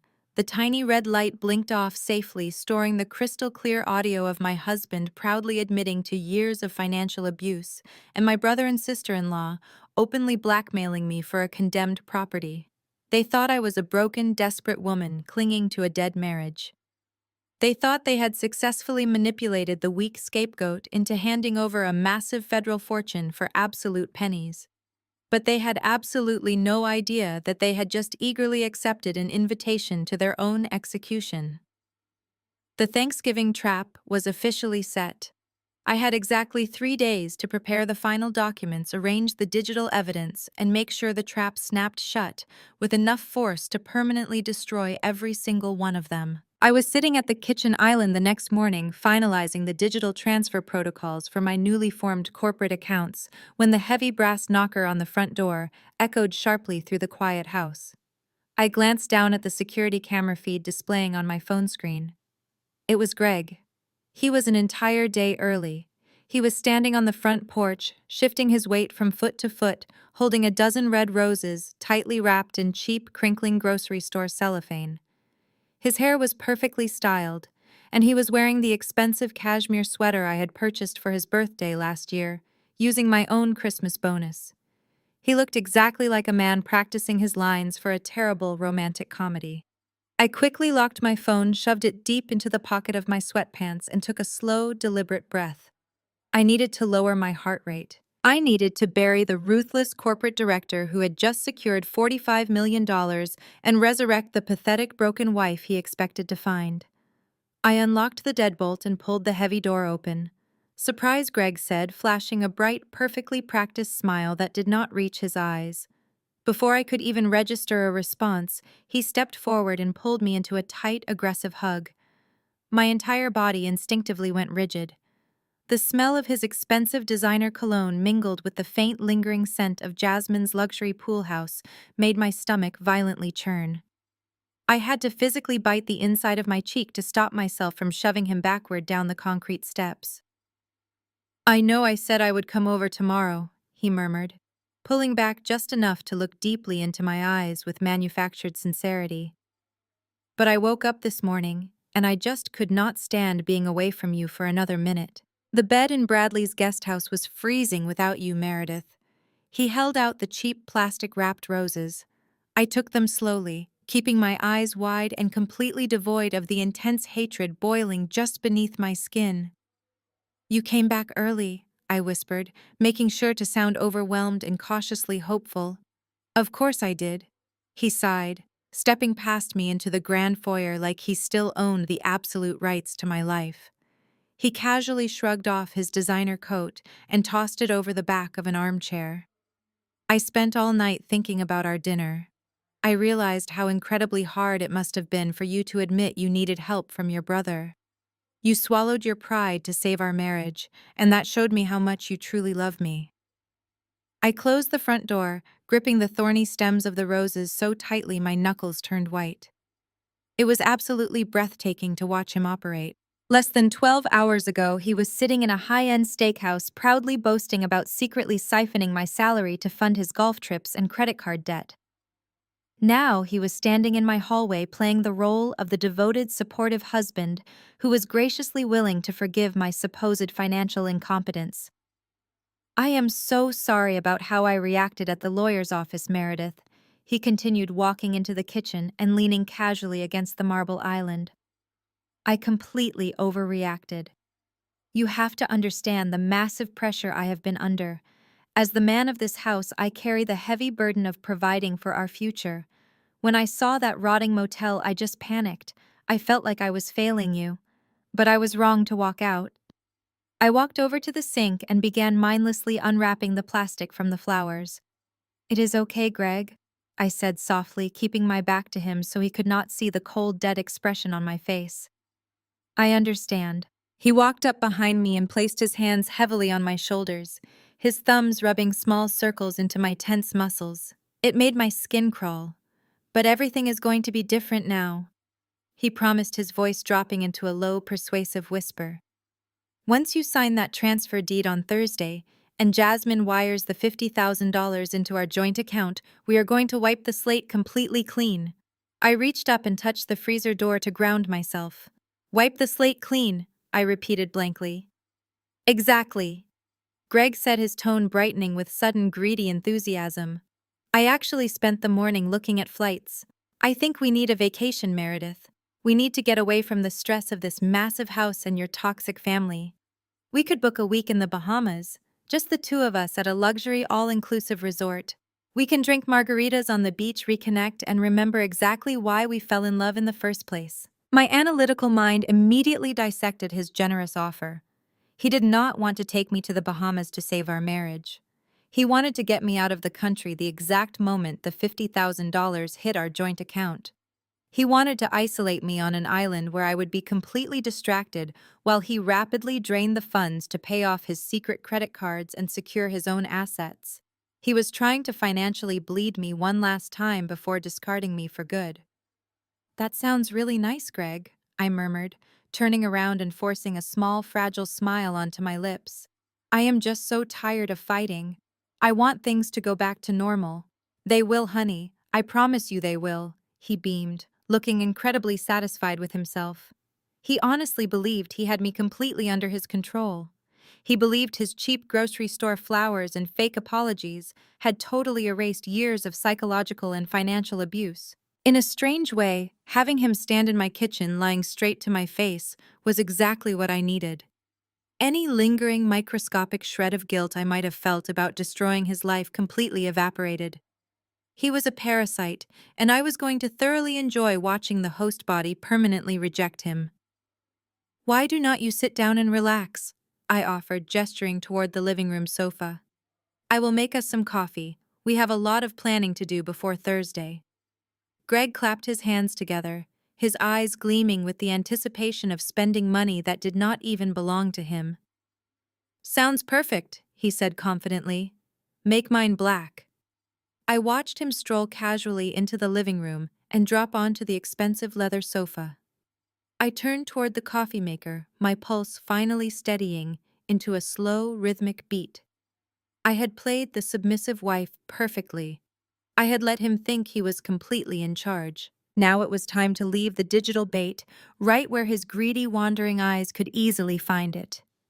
I poured the dark roast coffee into 2 ceramic mugs, taking my time to ensure my hands were perfectly steady. I set my laptop right on the edge of the marble kitchen island, angling the screen so it would be the very first thing anyone saw walking into the room. I tapped the spacebar to wake it up. I had spent 20 minutes earlier that morning drafting the perfect piece of digital bait. The email recipient was listed as the State Department of Urban Planning. The subject line read, "Urgent inquiry regarding Route 9 federal zoning rumors." The body of the text was a masterpiece of manufactured innocence. I wrote that I was preparing to sell my late father's property, the Starlight Motel, to my brother for a small sum to cover personal debts. However, I noted that a local real estate contact had mentioned a potential government infrastructure buyout. I explicitly asked if there was any truth to the rumors of a multi-million-dollar tech corridor being developed on that exact parcel of land, and requested confirmation before I finalized my family transfer deed on Thursday. I left the cursor blinking at the very end of the final sentence. I did not hit send. I just left the window completely open and entirely visible on the bright screen. I picked up the mugs and walked into the living room. Greg was stretched out on the leather sofa, scrolling mindlessly through his phone with a smug, relaxed expression on his face. He truly believed he had already won. He thought he was currently residing in the calm before his massive financial windfall. I set his coffee down on the glass table. I am going to jump in the shower really quick, I told him, keeping my voice light and breezy. Make yourself comfortable. Oh, and if my laptop chimes, just ignore it. I am waiting on an important email from a client. Greg nodded without even looking up from his screen. Sure thing, honey, he murmured. Take your time. I turned and walked toward the stairs, but the exact second my foot hit the bottom step, I heard the heavy rustle of the leather sofa behind me. He could not resist. Greg was a man who lived his entire life on deception, which meant he was intensely paranoid about being deceived himself. If I told him to ignore my computer, it was a guarantee he would look at it. I hurried silently up the carpeted stairs and slipped into the guest bedroom. Sitting on the nightstand was the parent receiver of a high-definition baby monitor. I had purchased it with cash from a pharmacy 2 days ago. Earlier this morning, I had hidden the camera unit behind a stack of thick decorative towels in the downstairs powder room. It was the only bathroom on the ground floor, and the only place Greg ever went to make his private shady phone calls when he thought I was not listening. Downstairs, I heard Greg's heavy footsteps pacing rapidly across the hardwood floor. They stopped right by the kitchen island. There was 5 seconds of dead silence as he read the screen. Then I heard the frantic, heavy thud of his shoes practically running across the hall. The heavy oak door of the powder room slammed shut. The brass lock clicked firmly into place. I turned the volume dial all the way up on the baby monitor and pressed my digital voice recorder right against the speaker. I hit the red record button. The audio feed was crystal clear. I could hear Greg frantically pacing in the small tiled room, his breathing shallow and rapid. I heard the faint dial tone bleeding through his phone speaker, followed by Jasmine's voice. Greg. What is it? Jasmine answered, her tone hushed and annoyed. I am in the middle of a commercial property showing. We have a massive problem, Jasmine. Greg hissed, his voice trembling with pure panic. She knows. Or at least she is starting to ask the exact right questions. What are you talking about? Jasmine demanded, her professional facade instantly dropping. I just looked at her laptop. Greg breathed heavily into the receiver. She has a drafted email to the state city planner. She is asking about federal zoning and a government buyout on Route 9. She literally typed out the words multi-million-dollar tech corridor. If she hits send, the city is going to tell her the land is actually worth $45 million. The entire deal is going to collapse. Are you entirely stupid? Jasmine shrieked through the phone. Why did you let her near a computer? You were supposed to keep her completely distracted with that fake Bahamas vacation idea. I tried. Greg fired back defensively. But she is a forensic accountant, Jasmine. She digs into everything. If she finds out we are actively conspiring to force her to sign away a $45 million property for 50 grand, she will not just divorce me. She will have us all thrown in federal prison for fraud. You need to push the Thanksgiving dinner up. We need her signature on that transfer deed today. I cannot just arbitrarily move a massive family Thanksgiving dinner to a Tuesday. Jasmine snapped back, her voice laced with venom. It will look completely suspicious. Mom will ask questions. The estate lawyer will ask questions. Just keep her away from her laptop. Spill hot coffee on the keyboard. Break the wireless router. I do not care what you have to do. Greg, just handle it. I am trying. Greg groaned, sounding like a terrified animal caught in a trap. But you do not understand how close she is to hitting send. Then stop her, Jasmine ordered ruthlessly. Listen to me, Greg. Bradley's commercial loans are defaulting in exactly 2 weeks. We desperately need that federal buyout money to cover his $8 million debt, or we are going bankrupt. And you need your cut of the profits to pay off those secret credit cards before the bank forecloses on that massive house you forced her to buy. We are entirely too close to the finish line. Do not let that useless little scapegoat ruin this for us. You get that laptop destroyed, and you keep her happy until Thursday. Do you understand me? I understand, Greg whispered. I will take care of it. Jasmine hung up. The line went dead. I heard Greg let out a long, shaky breath before he flushed the toilet to cover the sound of his exit. The powder room door unlocked and creaked open. I sat on the edge of the guest bed in the quiet upstairs room and pressed the stop button on my voice recorder. The tiny red light blinked off. I looked down at the small black device resting in the palm of my hand. It was the most beautiful thing I had ever seen. I did not feel a single ounce of heartbreak. I did not shed a tear over my ruined marriage or my shattered family. I possessed an ironclad, crystal-clear audio confession of massive corporate fraud, financial abuse, and extortion. They had explicitly stated the $45 million value. They had explicitly stated the $8 million secret debt. And they had explicitly called me a useless scapegoat while plotting to steal my entire future. I calmly stood up, locked the voice recorder safely inside my jewelry box, and walked into the master bathroom. I turned on the shower, letting the steam fill the room, and stepped under the scalding hot water. I needed to wash away the adrenaline. I needed to make sure my face was a mask of perfect oblivious calm when I walked back downstairs. When I finally descended the staircase 20 minutes later, wrapped in a plush robe with a towel around my wet hair, Greg was back on the leather sofa. He was holding an empty coffee mug and his hands were trembling slightly. I glanced toward the kitchen island. My laptop was sitting right where I left it, but the screen was completely black. A massive puddle of dark roast coffee was pooling across the keyboard, slowly dripping off the marble counter and onto the hardwood floor. "Oh my God!" Greg gasped, leaping up from the sofa with a look of manufactured horror as he pointed at the island. "Meredith, I am so incredibly sorry.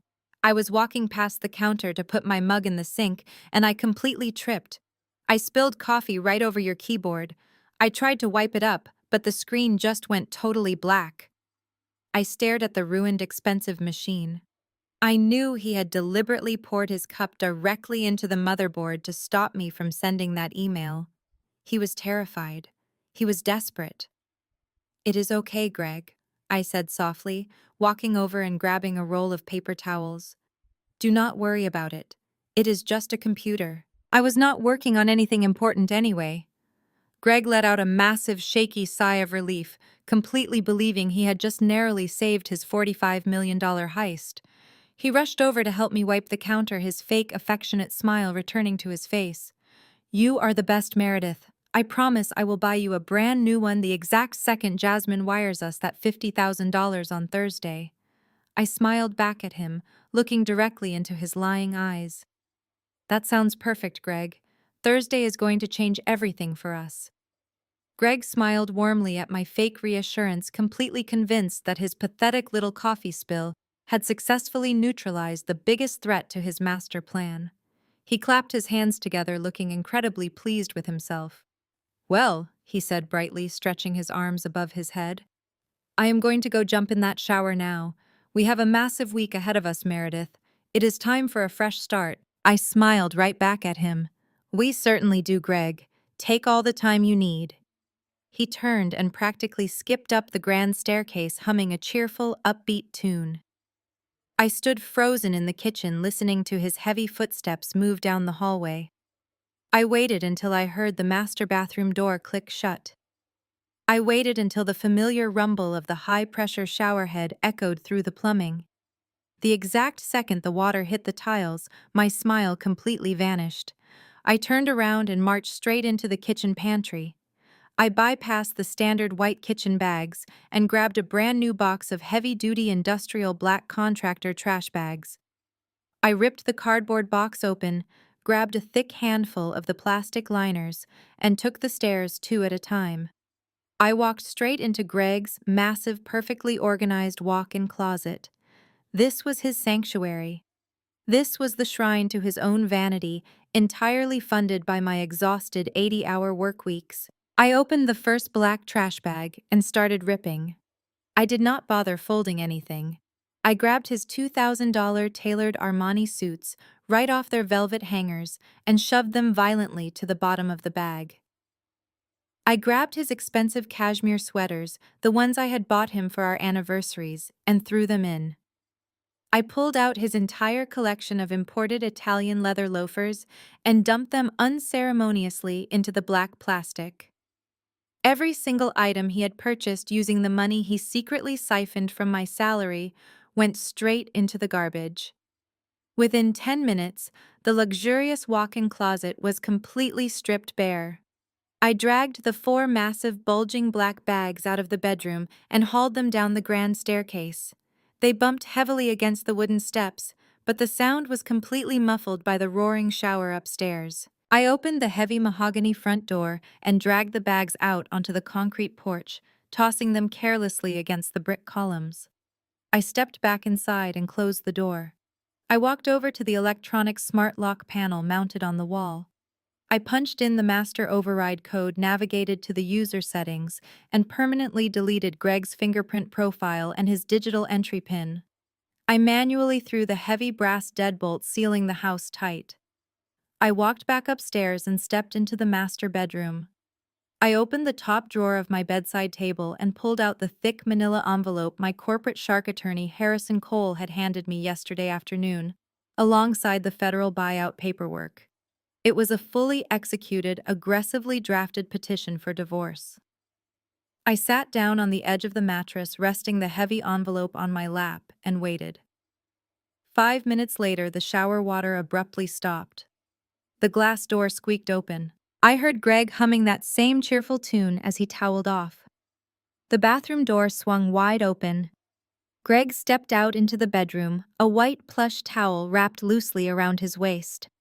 His hair was slicked back wet and dripping onto the carpet. He took 2 steps toward his closet before he froze. The humming stopped instantly. He stared into the dark, completely empty space where his massive wardrobe used to hang.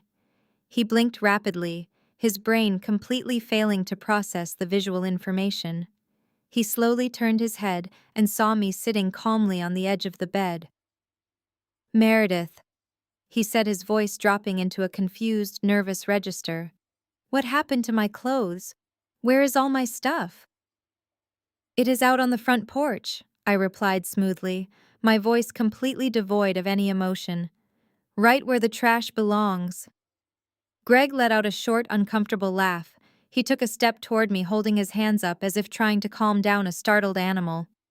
"Okay," he chuckled nervously. "Very funny. Seriously, Meredith, are you having some kind of episode? Is the stress of the mortgage getting to you again?" I stood up and closed the distance between us. I did not scream. I did not raise my voice. I simply raised the thick manila envelope and slapped it firmly against his bare, damp chest. "It is a divorce summons, Greg," I said, staring completely dead-eyed into his panicked face. "You have exactly 2 minutes to put on whatever scraps of clothing you can find in the laundry hamper and get out of my house." His jaw dropped. The arrogant, confident facade shattered into a million pieces. He looked down at the envelope, then back up at me, his face flushing a violent shade of red. "You cannot do this," he stammered, his voice rising in panic. "We had a deal, Meredith. Jasmine is wiring you 50 grand. We are going to the Bahamas. You cannot just kick me out. I own half of this house. I own half of everything you have." I let out a low, cold laugh. "You should really read page 3 of that petition before you start making legal threats, Greg. My attorney has already compiled a full forensic audit of the joint accounts you proudly admitted to draining last night. Every single unauthorized transfer, every single credit card you fraudulently opened in my name. It is all documented. If you try to fight this divorce, or if you attempt to claim a single penny of my assets, I am pressing federal charges for wire fraud and identity theft. You will not get half my house. You will get a prison sentence." Greg stumbled backward as if I had physically punched him. All the color drained from his face, leaving him looking sickly and pale. He opened his mouth to speak, but no words came out. The realization that I had trapped him completely paralyzed his brain. 60 seconds, Greg. I reminded him, pointing toward the bedroom door. He panicked. He scrambled toward the laundry hamper in the corner of the room, frantically digging through the dirty clothes. He pulled out a pair of wrinkled gray sweatpants and a faded college t-shirt. He practically fell over trying to pull the sweatpants over his wet legs. He grabbed his cell phone and his wallet from the nightstand, his hands shaking so violently he almost dropped them. "You are making a massive mistake, Meredith," he hissed venomously as he backed out of the bedroom into the hallway. "You think you are so smart, but you are throwing away the only financial lifeline your family offered you. Bradley is going to destroy you for this." I followed him out into the hallway, forcing him to keep retreating down the stairs. "Bradley is not going to destroy anyone," I said coldly. "Bradley is about to learn exactly what happens when you try to con a forensic accountant. Now get out." Greg reached the bottom of the stairs and grabbed the front doorknob. He yanked the door open and stepped out onto the porch. He looked down at the 4 massive black garbage bags resting against the brick columns, then turned back to look at me, his face contorted with pure, unadulterated rage. "You are a miserable, worthless scapegoat," he screamed, completely losing his mind. "You are going to die completely alone." I looked at him standing there barefoot on the freezing concrete, wearing dirty sweatpants and clutching a divorce summons. I stepped forward and slammed the heavy mahogany door directly in his face. I engaged the deadbolt with a loud, satisfying click. Through the thick wood and the glass side panels, I could hear him completely lose control. He started screaming at the top of his lungs, kicking the heavy black garbage bags down the concrete steps. He pounded his fists against the front door, shouting absolute nonsense about lawyers and revenge. I did not flinch. I walked casually into the kitchen, poured myself a fresh cup of dark roast coffee, and walked into the front living room. I pulled back the sheer curtain just enough to watch the show. Greg was standing in the middle of our manicured front lawn, throwing a massive adult temper tantrum. 2 houses down, our wealthy, gossipy neighbors had already stepped out onto their porches to watch the spectacle of the junior marketing executive screaming in dirty laundry. He was ruined. His reputation in this neighborhood was entirely destroyed. His financial access to my life was permanently severed. I took a slow, satisfying sip of my coffee, watching him finally grab his trash bags and drag them furiously down the driveway toward his car. The first parasite had been successfully eradicated. Now I just had to get dressed and prepare for the main event. The Thanksgiving massacre was only 2 days away. The crisp November air whipped through the bare trees as I pulled my car into the long, sweeping, circular driveway of my family's sprawling estate. The massive brick colonial house looked exactly the same as it had when I was a child, but today the sheer scale of it felt entirely different. This was the $6 million prize Bradley thought he had won. The manicured lawns, the heated pool in the back, the towering pillars flanking the heavy oak front door. It all represented a legacy of wealth that my brother assumed was entirely his by birthright. He had absolutely no idea that the mortgage was deeply underwater, and the commercial loans tied to the property were weeks away from catastrophic default. I parked behind Bradley's sleek new Porsche and took a deep, steadying breath. I reached into my purse, checked the battery on my digital voice recorder, and made sure the heavy manila envelope containing my forensic audit and my federal LLC paperwork was securely tucked inside my leather tote bag. It was time to walk into the snake pit. I pushed open the heavy front door, and the overwhelming scent of roasted turkey sage stuffing and expensive wine immediately hit me. The grand foyer was loud, echoing with the overlapping voices of my extended family. Aunts, uncles, and cousins were milling about holding crystal wine glasses and laughing. It looked like a perfect, wealthy American family holiday, but beneath the surface, it was a highly coordinated execution. "Oh, Meredith, honey," a voice called out from the living room. My mother, Susan, rushed toward me with her arms outstretched.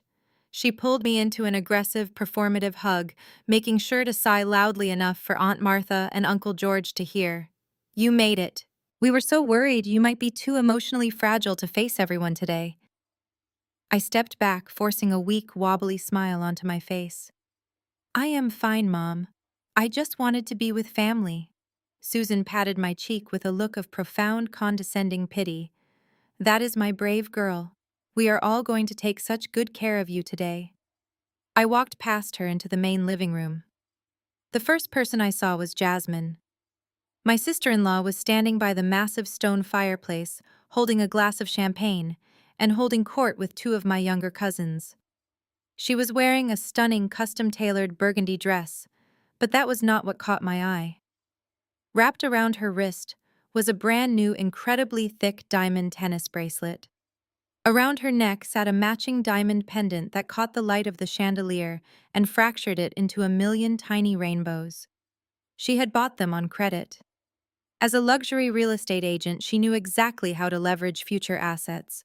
She was so absolutely certain that I was going to sign over the $45 million federal buyout today that she had already started spending the profits. Jasmine caught my eye and immediately excused herself from the cousins. She glided across the room, the diamonds glittering violently against her dark skin. "Meredith, sweetie," she beamed, reaching out to squeeze my hand. "I am so incredibly proud of you for showing up. I have the paperwork sitting perfectly on the dining room table. We are going to make this completely painless for you." I looked down at her wrist. "That is a beautiful bracelet, Jasmine. It looks brand new." Jasmine's smile faltered for a fraction of a second before returning at double wattage. "Oh, this," she laughed, touching the diamonds casually. "It was an early Christmas gift from Bradley to celebrate his new role as the head of the family estate. He is just so generous." "He certainly is," I murmured softly, letting her believe I was thoroughly intimidated by their massive display of wealth. I turned away from her and scanned the rest of the room. Sitting rigidly in an armchair near the corner, looking entirely out of place among the festive holiday decor, was Mr. Davis. The estate lawyer was clutching his heavy leather briefcase on his lap, nursing a glass of sparkling water. He gave me a tight professional nod. Bradley had actually paid the man's exorbitant holiday billing rate to sit in our living room on Thanksgiving Day, just to ensure my signature was legally witnessed and locked down. And then I saw him. Greg was standing by the mahogany wet bar, pouring himself a massive glass of top-shelf scotch. He was wearing a dark suit, looking perfectly put together, entirely masking the fact that he was currently living out of garbage bags in my brother's guest house. When he saw me, his eyes narrowed with pure, venomous hatred. He took a sip of his scotch and offered me a slow, arrogant smirk. He honestly believed he had me completely cornered. He thought the divorce summons I had slapped on his chest 2 days ago was just a desperate, pathetic bluff, and that today he was going to walk away with half of my $50,000 pity check. "All right, everyone," Bradley shouted, clapping his hands loudly to command the attention of the entire room. "The caterers just finished setting up. Let us all move into the formal dining room. It is time to eat." The extended family began shuffling toward the massive dining room. I hung back slightly, letting the aunts and uncles filter in ahead of me. I walked into the room and took my designated seat near the far end of the long mahogany table. Bradley naturally took the head of the table, sitting in the high-backed leather chair that used to belong to my father. Jasmine sat immediately to his right, adjusting her diamond bracelet so it rested perfectly on the crisp white tablecloth. Greg sat directly across from me, his eyes burning into mine with smug anticipation. Mr. Davis sat quietly at the opposite end of the table, unzipping his briefcase and setting a silver pen next to his plate. The table was overflowing with extravagant food, but nobody reached for the serving spoons. The air in the room was incredibly thick and heavy. Every single person at the table knew exactly why we were really here. Bradley picked up his crystal wine glass and tapped the side of it with his silver salad fork. The sharp ringing sound cut through the low chatter, bringing the entire room to absolute silence. He stood up slowly, smoothing the front of his tailored suit jacket, and looked around the table with the manufactured gravitas of a benevolent king addressing his loyal subjects. Family Bradley began, his voice projecting loudly across the room. "This has been an incredibly difficult year for all of us. We lost an absolute giant. William was more than just a father and a husband. He was the anchor of this entire family. And when he passed, he left some massive shoes to fill. He paused, looking down at my mother with a soft, practiced smile. Susan dabbed her dry eyes with a napkin and nodded encouragingly. But as the new head of this estate, Bradley continued, his chest puffing out with sheer arrogance. I promised my father I would make sure everyone was taken care of. Which brings me to my little sister. The entire table collectively turned their heads to look at me. I kept my hands folded neatly in my lap, staring blankly at the silver gravy boat in the center of the table. I let my shoulders hunch slightly, playing the role of the broken, humiliated victim to absolute perfection. Meredith has had a very tough time lately, Bradley said, his tone dripping with thick, patronizing condescension. As many of you know, her financial situation has become incredibly unstable. The massive mortgage on her house is overwhelming her. Her marriage to Greg has been pushed to the absolute breaking point by her reckless budgeting. And to make matters worse, Dad left her a toxic, condemned motel that is currently racking up massive environmental fines from the state. Aunt Martha shook her head slowly, looking at me with undisguised disappointment. Uncle George shifted uncomfortably in his chair. They were eating up every single word of his cruel narrative.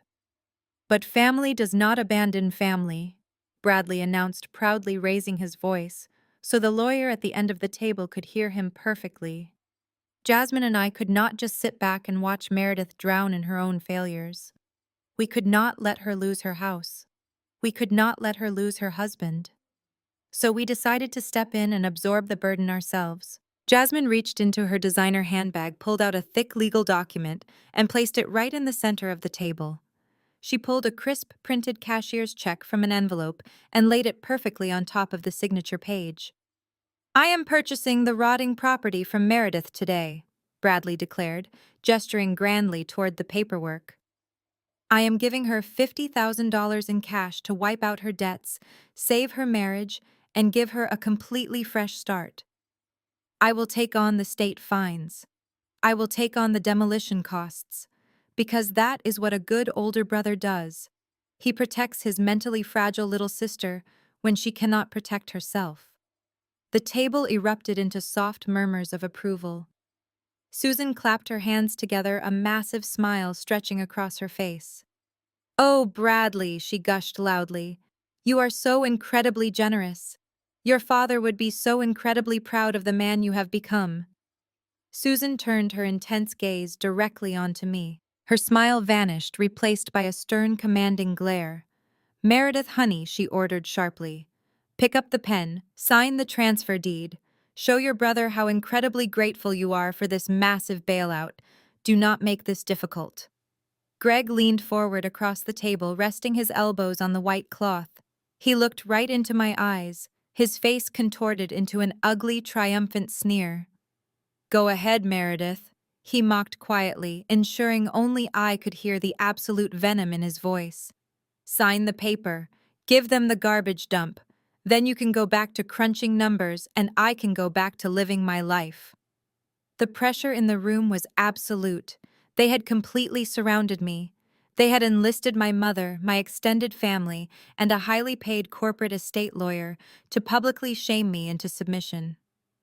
They were staring at me like a pack of starving wolves waiting for a wounded deer to finally collapse. I looked down at the $50,000 check sitting on top of the federal zoning waiver. I looked at Jasmine's diamond bracelet. I looked at Greg's smug, entitled face. And then I looked up at my brother, who was still standing at the head of the table, waiting for me to publicly kiss the ring. I did not reach for the silver pen. Instead, I slowly reached down into my leather tote bag sitting by my feet. The time for playing the terrified scapegoat was officially over. My hand bypassed the silver luxury pen completely. I reached deep into the bottom of my leather tote bag, and my fingers closed around cold, hard plastic. The entire table was watching me, waiting for the broken woman to finally surrender. Instead, I pulled out a sleek metallic mini projector and placed it right in the center of the mahogany table, pushing the expensive floral centerpiece out of the way. I reached back into my bag and pulled out a brand new gleaming silver laptop. What on earth are you doing? Meredith, my mother demanded, her voice sharp with sudden irritation. Put those toys away and sign the paper. We have hot food waiting. I did not answer her. I calmly plugged the projector into the side of the laptop. I pressed the power button, and a bright rectangular beam of white light shot across the table, illuminating the large blank wall directly behind Bradley. Greg leaned forward, his smug smile faltering as his eyes locked onto the brand new computer. Wait a second, he stammered, his face twitching with sudden nervousness. Where did you get that laptop? Yours was completely destroyed yesterday. I bought a new one, Greg, I said smoothly, not taking my eyes off the screen.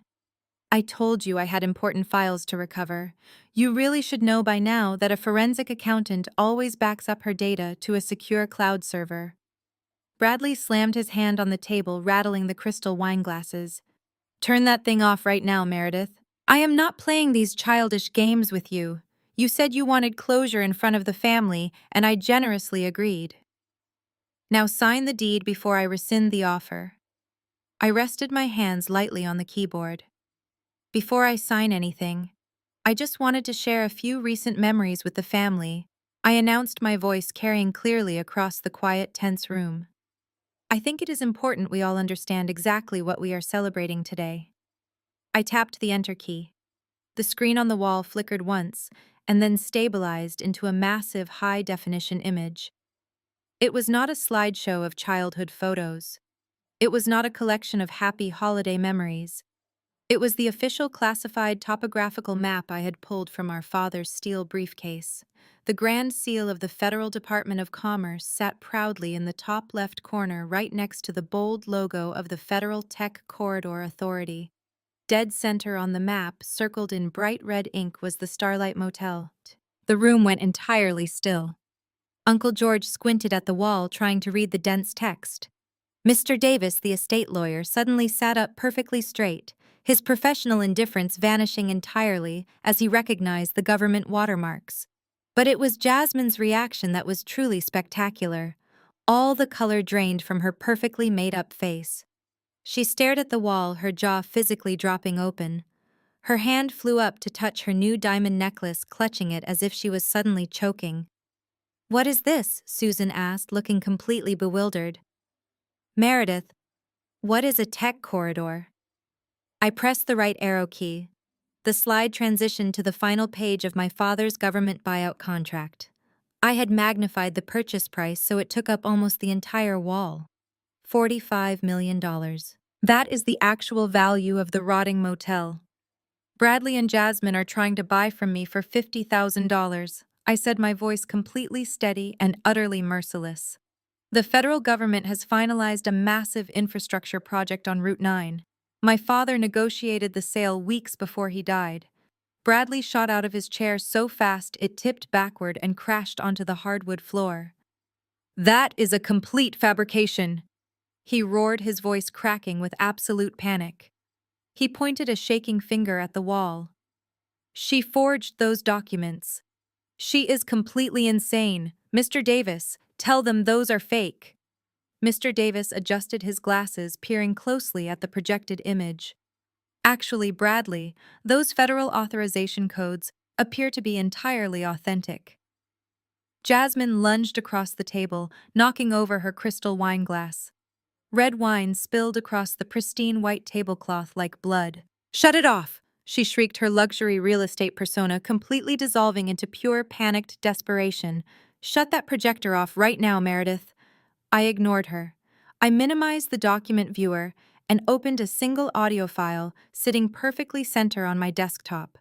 The icon was a small black microphone, and just in case anyone thinks I am the one fabricating this narrative, I continued speaking right over Jasmine's screaming.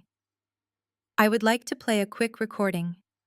It features my husband and my sister-in-law discussing this exact property yesterday morning, right after Greg purposefully poured boiling coffee onto my old laptop to stop me from asking the city planner about it." I pressed the spacebar. The audio from the powder room baby monitor blasted through the laptop's high-quality speakers echoing loudly off the formal dining room walls. "We have a massive problem, Jasmine." Greg's panicked, trembling voice filled the room. "She knows. Or at least she is starting to ask the exact right questions." "What are you talking about?" Jasmine's recorded voice snapped back, sounding vicious and annoyed. "I just looked at her laptop. She has a drafted email to the state city planner. She is asking about federal zoning and a government buyout on Route 9. She literally typed out the words multi-million-dollar tech corridor. If she hits send, the city is going to tell her the land is actually worth $45 million. The entire deal is going to collapse." Gasps erupted around the dining table. Aunt Martha covered her mouth in absolute horror. Susan looked like she had just been physically struck. She stared at Greg, who was now gripping the edge of the table so hard his knuckles were completely white. He looked like he was going to vomit. The audio kept playing, completely relentless. "Are you entirely stupid?" Jasmine's voice shrieked from the speakers. "Why did you let her near a computer? You were supposed to keep her completely distracted with that fake Bahamas vacation idea." The recording pushed forward, delivering the ultimate death blow. "Listen to me," Jasmine's recorded voice ordered ruthlessly. "Bradley's commercial loans are defaulting in exactly 2 weeks. We desperately need that federal buyout money to cover his $8 million debt, or we are going bankrupt. And you need your cut of the profits to pay off those secret credit cards before the bank forecloses on that massive house you forced her to buy. We are entirely too close to the finish line.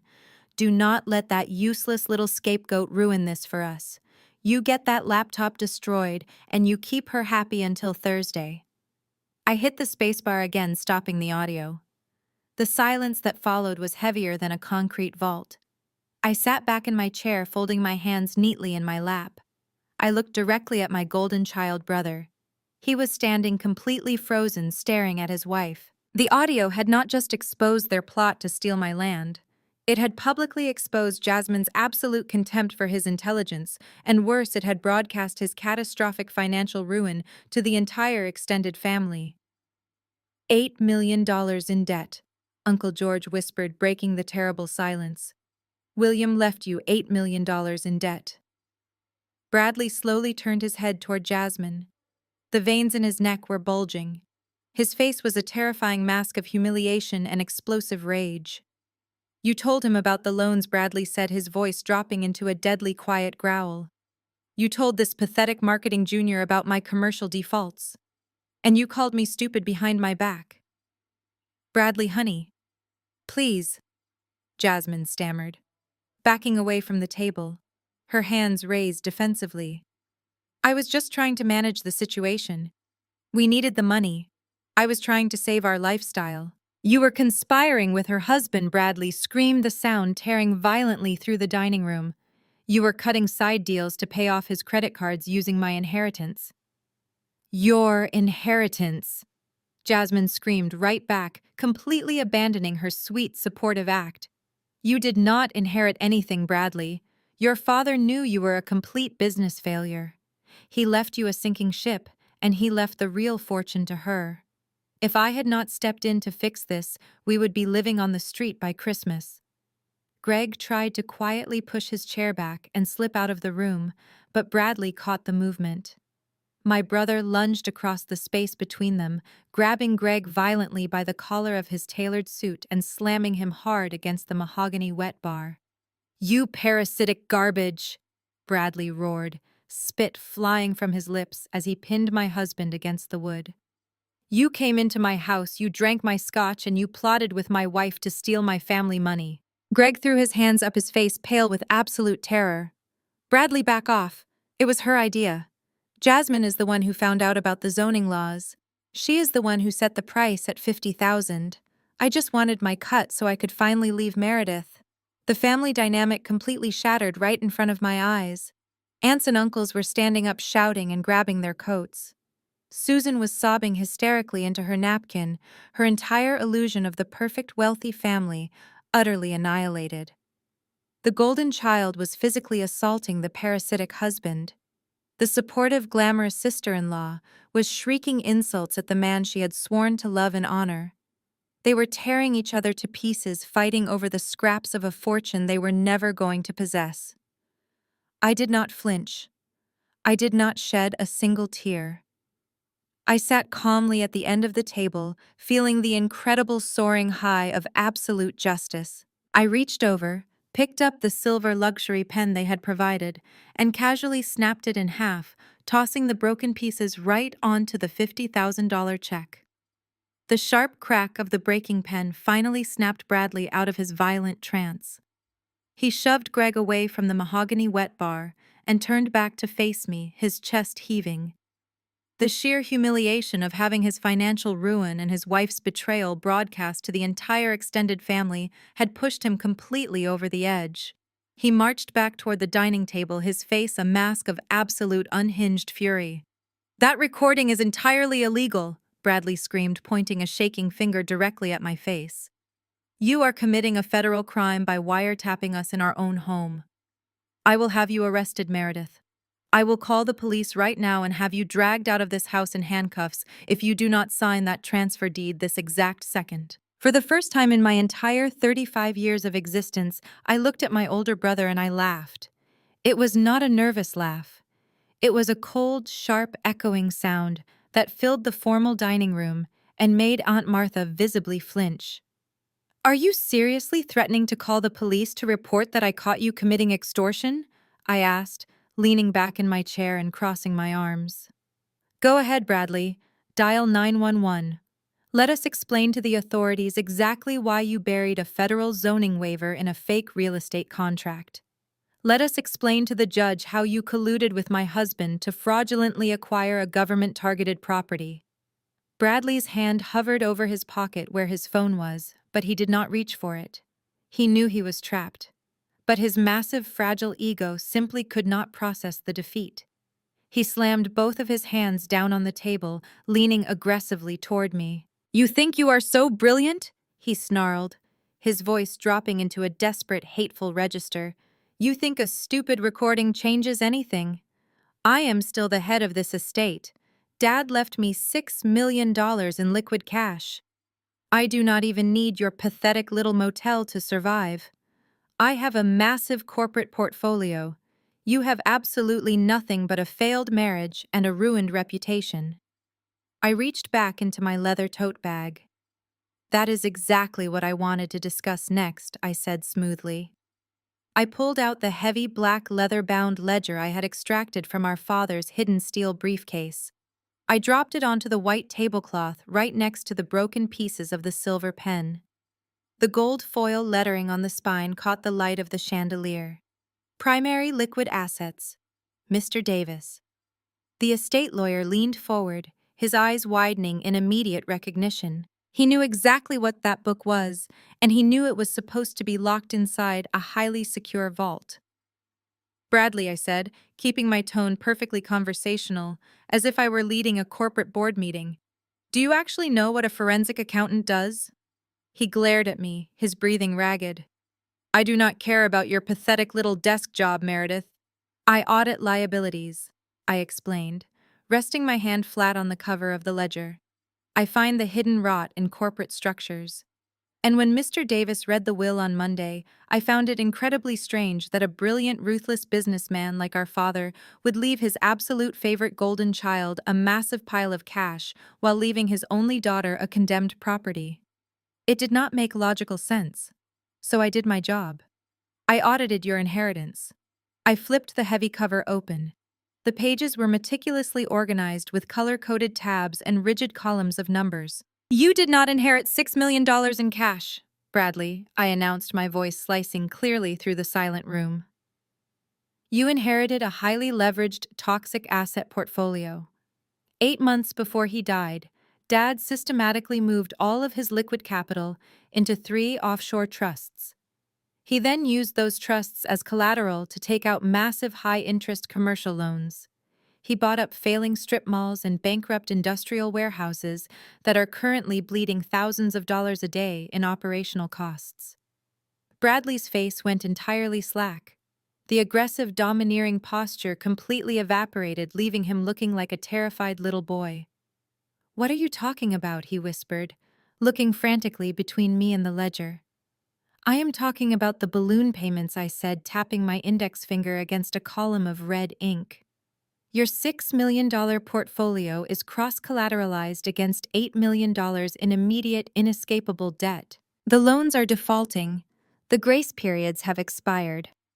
The exact moment you signed those acceptance papers in the lawyer's office, you legally assumed all of that liability. You are completely underwater, Bradley. You do not have an empire. You have an $8 million anchor tied around your neck and you are actively drowning." "No," Bradley gasped, stumbling backward until he hit the edge of the fireplace mantel. "No, that is impossible. Dad loved me. He was setting me up for the future. He would never do that to me. He did it because he knew exactly who you are," I replied ruthlessly. "He knew you were an arrogant, greedy fool who only cared about the optics of wealth. He knew you would never hire an auditor. He knew you would just look at the top-line number and blindly sign the paperwork to fuel your massive ego.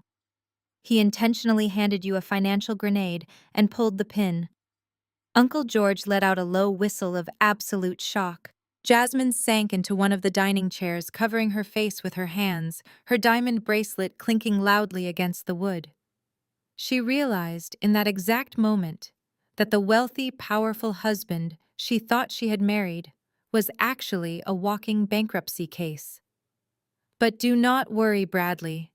I continued, my voice dripping with the exact same condescension he had used on me just 10 minutes earlier.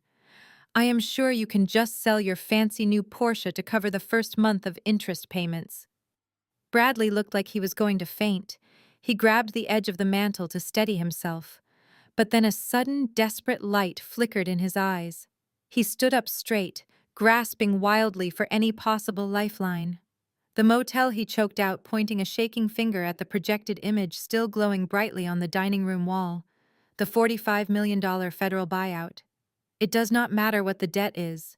I am the executor of the estate. I will just seize the Route 9 property back. I will use the federal buyout money to wipe out the commercial loans and I will still walk away a multimillionaire. You have not signed the deed yet, Meredith. The land is still tied to the family trust."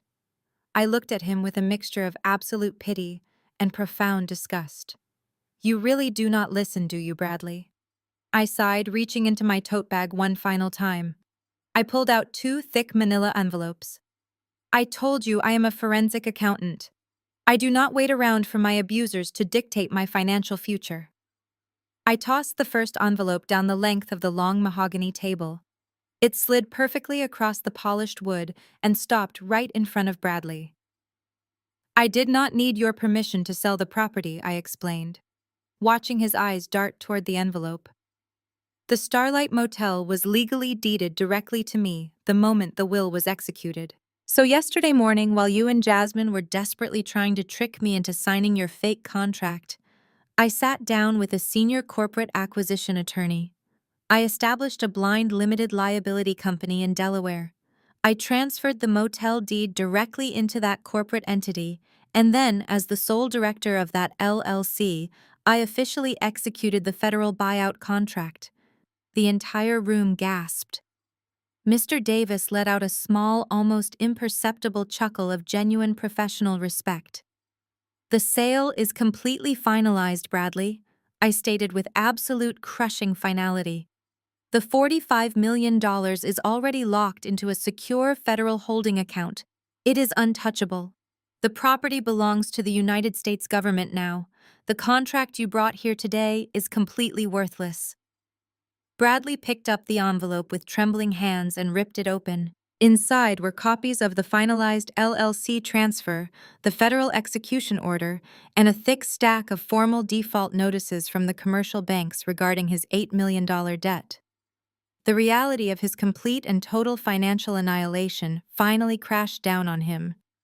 He dropped the papers onto the floor, his knees giving out entirely. He sank down onto the expensive Persian rug, completely silent, staring blankly at the wall. I turned my attention to Greg. My husband was still pressed against the wet bar, looking like a cornered rat. I picked up the second manila envelope and tossed it onto the center of the table. "That is for you, Greg," I said coldly. He did not move toward it. He just stared at it, as if it were a venomous snake. "What is it?" he whispered, his voice cracking. "It is the finalized divorce petition," I replied. "And before you start screaming about taking half of my new $45 million fortune, you should read the forensic audit attached to the back. It details every single unauthorized transfer you made from my accounts to fund your golf trips and your secret credit cards. My attorney has invoked the financial infidelity and fraud clauses of the state marriage statutes. You are walking away with absolutely nothing. If you contest it, the audio recording of you admitting to the theft goes straight to the district attorney, and you go to federal prison." Greg's jaw trembled. He looked around the room, desperately seeking an ally, but the extended family just stared at him with absolute revulsion. He had nothing left to say. He simply turned around, pushed through the swinging doors into the kitchen, and walked out the back door of the house. I never saw him again. The dining room was silent except for the sound of Jasmine's quiet, panicked sobbing. I began packing my laptop and my mini projector back into my leather tote bag. The execution was complete. The massive toxic burden of my family had been permanently lifted from my shoulders. Meredith. I zipped my bag shut and looked up. My mother, Susan, was standing at the head of the table. The tears were completely gone from her face. She was looking at me with a bizarre, intense expression of absolute awe. She stepped over Bradley's discarded bankruptcy papers and walked toward me, her hands clasped tightly together. My brilliant girl Susan breathed, her voice trembling with a terrifying manufactured sweetness. "I always knew it. I always told your father you were the smartest child in this entire family. You figured it all out. You secured the real legacy." She reached out to touch my arm, her eyes shining with greedy, calculating light. She had just watched her golden boy completely self-destruct, and without a single second of hesitation, she was trying to seamlessly pivot her allegiance to the new billionaire in the room. "We are going to be so incredibly happy, Meredith," she continued, completely ignoring Bradley sitting on the floor right behind her. "We can fix up this big house. We can finally go on those luxury cruises we always talked about. You and me. The women of the family." I looked down at her hand resting on my sleeve. I felt a wave of absolute freezing ice wash through my veins. I did not pull my arm away immediately. I just stared directly into her eyes until the fake maternal warmth began to visibly wither under my cold gaze. "Do not touch me, Mom," I said, my voice so quiet and terrifyingly flat that the entire room seemed to hold its breath. Susan jerked her hand back as if she had been burned. "Meredith," she stammered, looking genuinely shocked. "I am your mother." "You are a parasite," I corrected her calmly. "You stood in this exact room 10 minutes ago and ordered me to sign away my entire future just to appease your ego. You watched my husband abuse me for years and you blamed me for it. You watched my brother steal from me and you called me ungrateful. You do not love me, Mom. You love the $45 million sitting in my bank account." I picked up my heavy leather tote bag and slung it over my shoulder. "But you are never going to see a single penny of it," I said, delivering the final absolute verdict. Bradley inherited the family home, which means Bradley inherited the massively underwater mortgage attached to it. When the commercial banks finish seizing his failing businesses, they are going to foreclose on this estate. You have about 30 days to pack up your expensive holiday decorations before the bank locks the doors. Susan let out a horrifying, high-pitched wail, burying her face in her hands, as the absolute reality of her impending homelessness finally hit her. I did not stay to watch her cry. I turned my back on the grand dining room, on the ruined Thanksgiving feast, on my bankrupt brother, and on the woman who had spent my entire life making me feel completely worthless. I walked out through the grand foyer, pushed open the heavy mahogany front doors, and stepped out into the crisp, freezing November air. The sky was incredibly clear. I walked to my car, got in, and drove away from the estate for the very last time, leaving them all entirely alone in the spectacular ruins of their own making.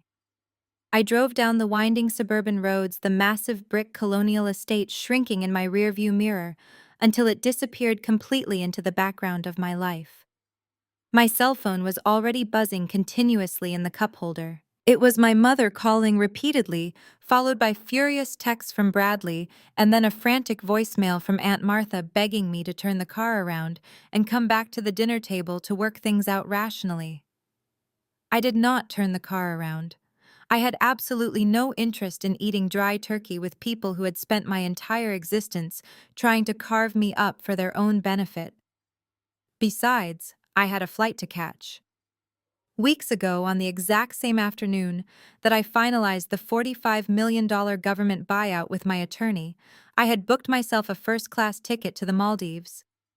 Greg had tried to distract me from his massive financial fraud with a fake apology and a cheap trip to the Bahamas, but I preferred to celebrate my absolute financial independence on my own terms. I parked my car at the long-term airport lot, handed my designer luggage to the skycap, and walked through the terminal with a glass of expensive champagne in my hand before they even started serving the pumpkin pie back at the ruined estate. Fast forward 6 months, and the spectacular collapse of my former family is entirely complete. The federal money cleared into my secure private accounts without a single issue, while the people who tried to steal it from me drowned completely in their own greed. Bradley lost absolutely everything.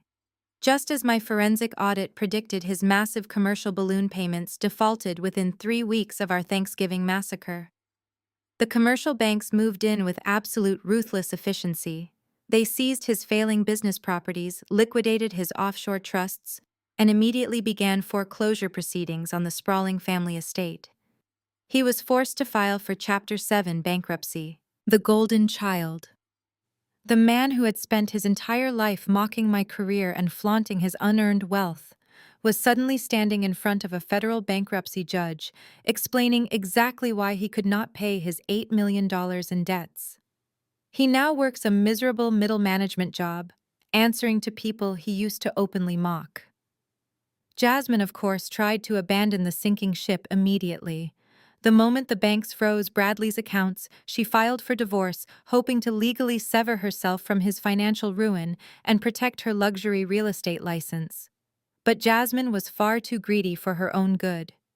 During their short marriage, she had proudly co-signed on his new Porsche, the expensive country club memberships, and the massive lines of credit she used to buy her diamond jewelry. The bankruptcy dragged her right down into the mud with him. Her credit score was annihilated. Her professional reputation in the high-end real estate market was destroyed by the scandal, and she was quietly let go from her luxury brokerage. She was forced to sell her jewelry at a massive loss and move into a cheap rental complex on the outskirts of the city. My mother Susan suffered the ultimate social humiliation. When the bank officially locked the doors of the family estate and evicted her, she lost her primary source of identity. She could no longer host her opulent garden parties or brag to the other women at the country club about her incredibly wealthy son. She was forced to downsize into a cramped 2-bedroom condo in a neighborhood she used to drive through with her doors locked. She still sends me long, emotionally manipulative emails demanding that I buy the family house back from the bank and restore her to her rightful place in high society. I route every single one of her messages directly to my spam folder without ever reading them. As for Greg, my parasitic ex-husband, learned exactly what happens when you try to con an auditor. With the audio recording of his financial abuse securely in the hands of my ruthless corporate attorney, our divorce was finalized in record time. Greg was absolutely terrified of facing federal wire fraud charges, so he surrendered everything without a single fight. He walked away from our marriage with zero alimony, zero assets, and a mountain of secret credit card debt that he now had to pay off entirely on his own. Without my salary to fund his expensive suits and golf trips, his fake junior executive persona completely crumbled. I heard through a mutual acquaintance that he was recently fired from his marketing firm and evicted from his luxury apartment. He is now renting a tiny moldy studio above a noisy dive bar. He drives a beat-up sedan and spends his weekends drinking cheap beer, completely miserable and entirely alone. I am standing on the sprawling glass balcony of my brand new luxury penthouse, looking out over the glittering city skyline. The evening air is warm, and the panoramic view is absolutely breathtaking. I am completely independent. I do not answer to a cruel mother. I do not compete with an arrogant brother. I do not support a manipulative, parasitic husband. I am the sole owner of a highly successful boutique forensic accounting firm, and my bank accounts are permanently secured by a multi-million-dollar federal infrastructure buyout. For 35 years, they called me the useless daughter. They told me I was a failure, a burden, and a pathetic scapegoat, meant only to absorb their mistakes and fund their massive egos.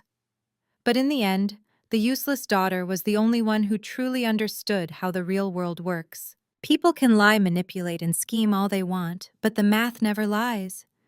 And when you finally force toxic people to balance their own ledgers, they inevitably bankrupt themselves.